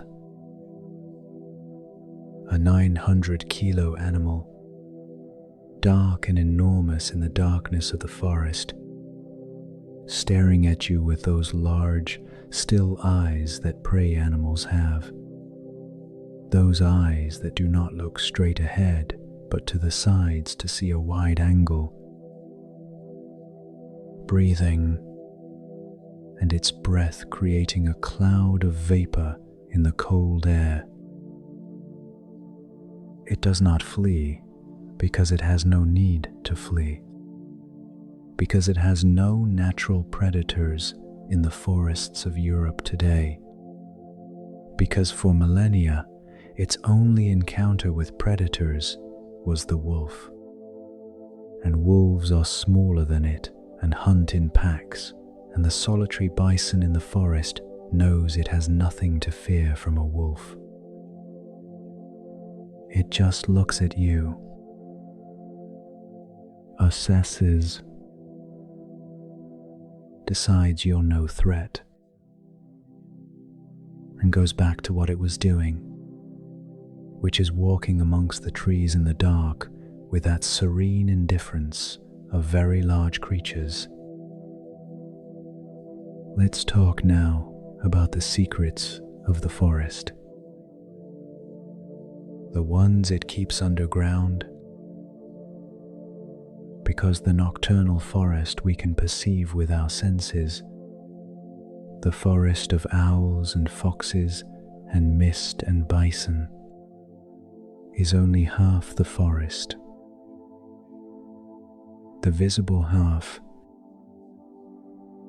the other half lies beneath, in that underground world of roots and mycelium and living soil, which is the true sustenance of all we see above ground.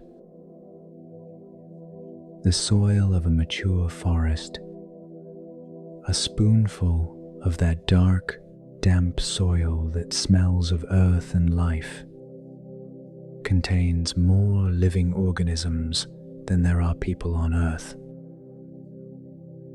Bacteria in numbers that no everyday language can comfortably express. Filamentous fungi that spread in networks kilometers long through the top few centimeters of soil.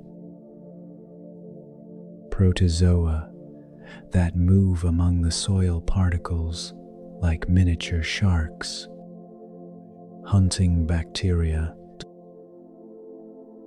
Nematodes, those microscopic transparent worms that are among the most abundant animals on the planet.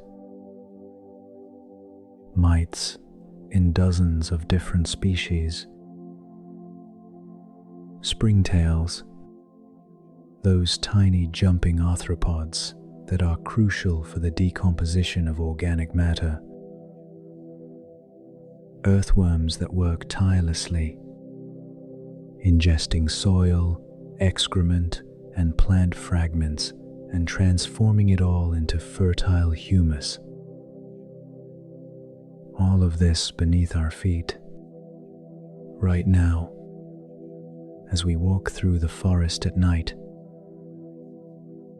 A whole universe operating on scales of time and space that we cannot perceive directly, but which we can learn to imagine. A universe as complex and interconnected as the one above the earth, or as the one above the forest in the sky. The forest floor is also a historical archive. Palynologists, Scientists who study fossilized pollen preserved in sedimentary layers can extract information from a forest floor, just as a historian extracts information from an archive. The pollen of plants that are extinct or have disappeared from that region, which was deposited in the soil centuries or millennia ago and preserved in anaerobic layers where decomposition is slow. The spores of fungi that no longer exist in that ecosystem, fragments of charcoal from fires 1,000 years ago, phytoliths, those tiny silica structures that plants produce in their tissues and which persist in the soil far longer than organic matter. The forest floor remembers. It remembers which plants grew here 3,000 years ago. It remembers if there was a fire in the 10th century. It remembers which tree species existed in this place before humans began to alter the landscape. It is the Earth's slow memory, written in layers that no one can read with the naked eye, but which contain as much information as a library. Tonight, that memory lies dormant beneath our feet, kept safe, patient. The mist has begun to recede. Not all at once, but gradually, yielding first at the heights where the heat of the treetops dissolves it, allowing the fragments of sky to grow larger and more numerous above us.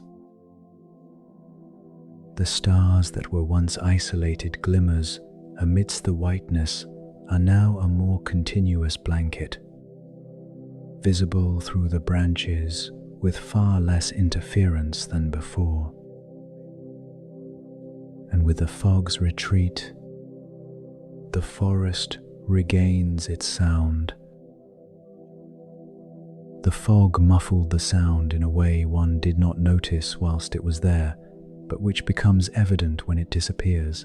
Suddenly the forest sounds more distant, more open, with greater distance in the echoes. The tawny owl that was singing before now sings from further away, or seems to sing from further away because its voice reaches us with fewer obstacles. The rustling of the trees in the breeze that has begun to rise as the mist recedes is a new sound that wasn't there before. That sound of old wood yielding to the wind's movement with surprising flexibility. Old trees creak because they are flexible. This is one of the paradoxes of old wood. The older the tree, the more capable it is of bending without breaking. Young trees are stiffer, more resistant to movement, but more fragile under extreme stress. Old trees have developed a structural flexibility that allows them to move with the wind rather than resist it, distributing the forces of the storm throughout the entire system, rather than concentrating them at a single point until something gives way. Old trees bend.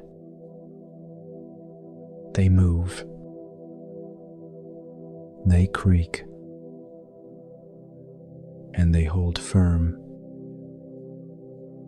There is a wisdom in this that people who have spent time with old trees often mention without having planned to, without necessarily knowing anything about forest biomechanics. The wisdom of yielding without breaking, of moving with what comes rather than resisting it at all costs, of being firm enough to stand for centuries, yet flexible enough to survive storms. Trees do not speak, not in the sense that we speak, but if one stands still amongst them long enough, if one allows the mind to quieten too, sometimes something comes, not a message, not a formulated teaching, but something more like a state, a way of being present that is different from how one usually is. Slower, more patient, more rooted in the place and the moment, as if the rhythm of the tree, that rhythm which operates on scales of years and decades, could be transmitted by some mechanism we cannot name, but which is recognizable. Perhaps it is simply stillness. Perhaps it is that being surrounded by things that are in no hurry reminds us that we, too, do not always need to be in a rush. The night is at its deepest now. It is 3 or 4 in the morning. Those hours the French call l'heure du loup, the hour of the wolf, and which, in popular tradition across Europe, are the hours when the invisible is at its most potent, the hours when the veil between worlds is thinnest, the hours when people who cannot sleep find themselves in strange states of consciousness, borderline, neither fully awake nor fully asleep. In the forest, at this hour, there is a stillness that surpasses anything that has come before in the night. Even the crickets have quietened their song, which is no longer the dense, continuous chorus of the early hours of the night, but something more scattered, more spaced out, as if even they were falling asleep. The tawny owl does not call. The foxes are out in the fields or have returned to their dens. The deer stand still somewhere in the forest, probably because deer do not lie down when they sleep, but remain standing in a sort of light sleep from which they can wake and flee in a fraction of a second. The forest breathes.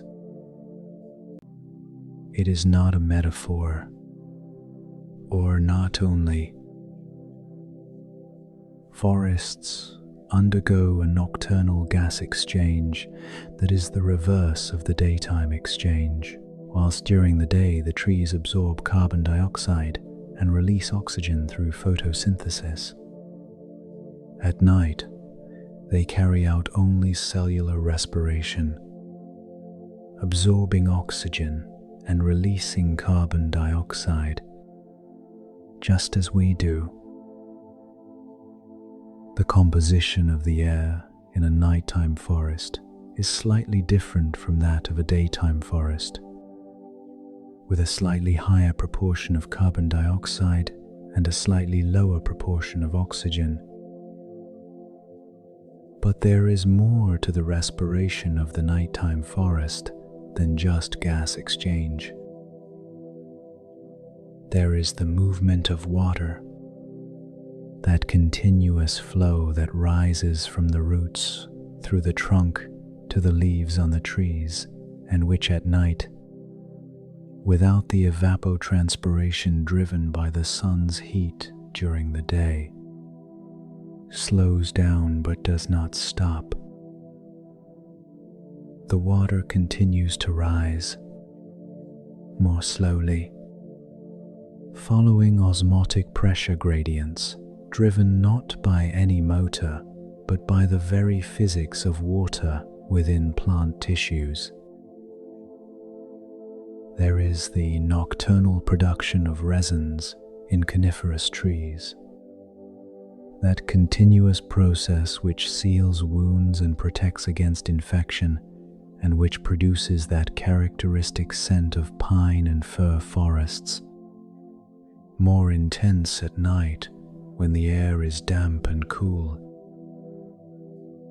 There is the continuous activity of decomposing fungi in dead trunks, which make no distinction between day and night because they do not depend on light at all, which work at their own steady pace, transforming dead wood into nutrients that will return to the soil and from there to the roots of living trees. The forest works at night, without light, without heat, without anyone watching. It works because working is its nature, because the cycle of life in the forest has no time for rest, because when some organisms rest, others are active, and the whole never stops completely. There is something deeply reassuring about that, in knowing that the forest carries on, that whilst we sleep, the natural world goes about its business, that the roots continue to absorb water, the fungi continue to break down dead wood, the owls continue to hunt, the earthworms continue to transform the soil, that we do not need to be awake for the world to function, that we can let go of vigilance, at least for a few hours, and trust that things will continue without needing us to supervise them. This is perhaps the deepest lesson the nighttime forest has to offer. The lesson that life does not depend on our constant attention, that there are systems greater than ourselves that function with their own intelligence, their own rhythm, their own direction, that we are part of those systems but not their center, that we can participate in them, and that participation is beautiful and meaningful, but that when we withdraw to rest, the systems do not stop waiting for us. The forest does not wait for us. The forest carries on, and that is fine. That is exactly as it should be. Now we are in the heart of the forest, in that innermost, quietest spot where the oldest trees form a circle without having planned it, where the ground is covered in moss so thick and soft that it muffles all sounds and makes our feet sink slightly with every step. Here the mist has vanished completely. The air is clean and cold and has that scent of damp earth, resin and decaying leaves, the scent of the forest in its purest form. Above us, amongst the intertwining branches 20 meters high, the sky is now perfectly visible in a circular clearing that seems tailor-made, as if the trees had stepped back to leave that space open to the sky. And in that space the stars are so numerous and so bright that the darkness between them seems almost secondary. The Milky Way crosses that circle of sky diagonally, that river of diffuse light which is our own galaxy seen from within, which the trees at the edge of the clearing frame and contain as if they were the banks of that celestial river. Here, at this spot in the forest, at this hour of the night, time works differently. Not exactly slower, though that is the sensation, but in a different way, as if the scale were shifting, as if the present moment were expanding to include the immediate past and the immediate future as well, as if the distinction between what has just happened, what is happening, and what is about to happen were becoming less distinct. Mystics from all traditions described this experience using different yet converging vocabularies. The eternal present, the now that does not pass, the moment that contains all moments,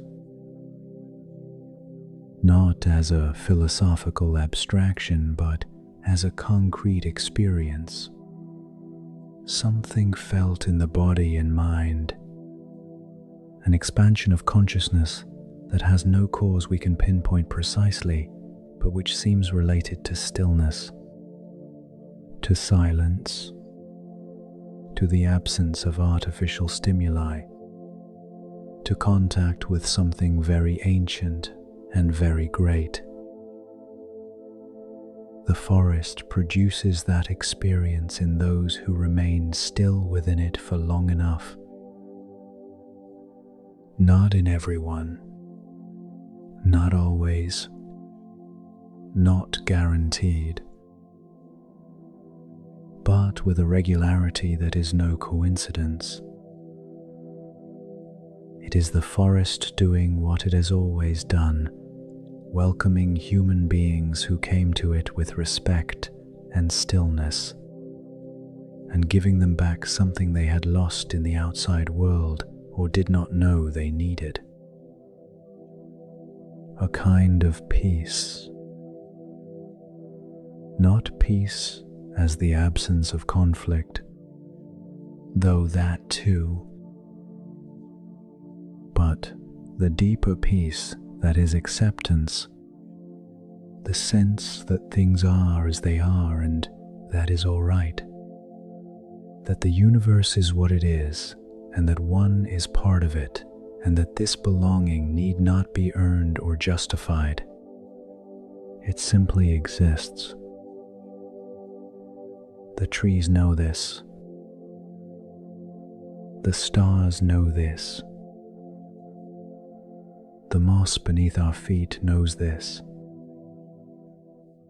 The owl on its branch knows this in its own silent way. And tonight, in this forest, beneath these stars, perhaps we too can know it. The forest breathes slowly. The trees have stood in their place for centuries and will remain there.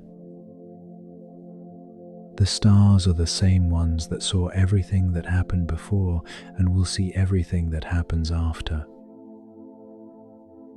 And the moss beneath our feet is soft and damp, and the earth beneath it is thousands of years old and keeps its secrets with the patience of one who has all the time in the world. Everything is in its place. Everything continues. And the forest, tonight, welcomes you. Close your eyes. Listen to the last crickets. Smell the scent of resin and moss and damp earth.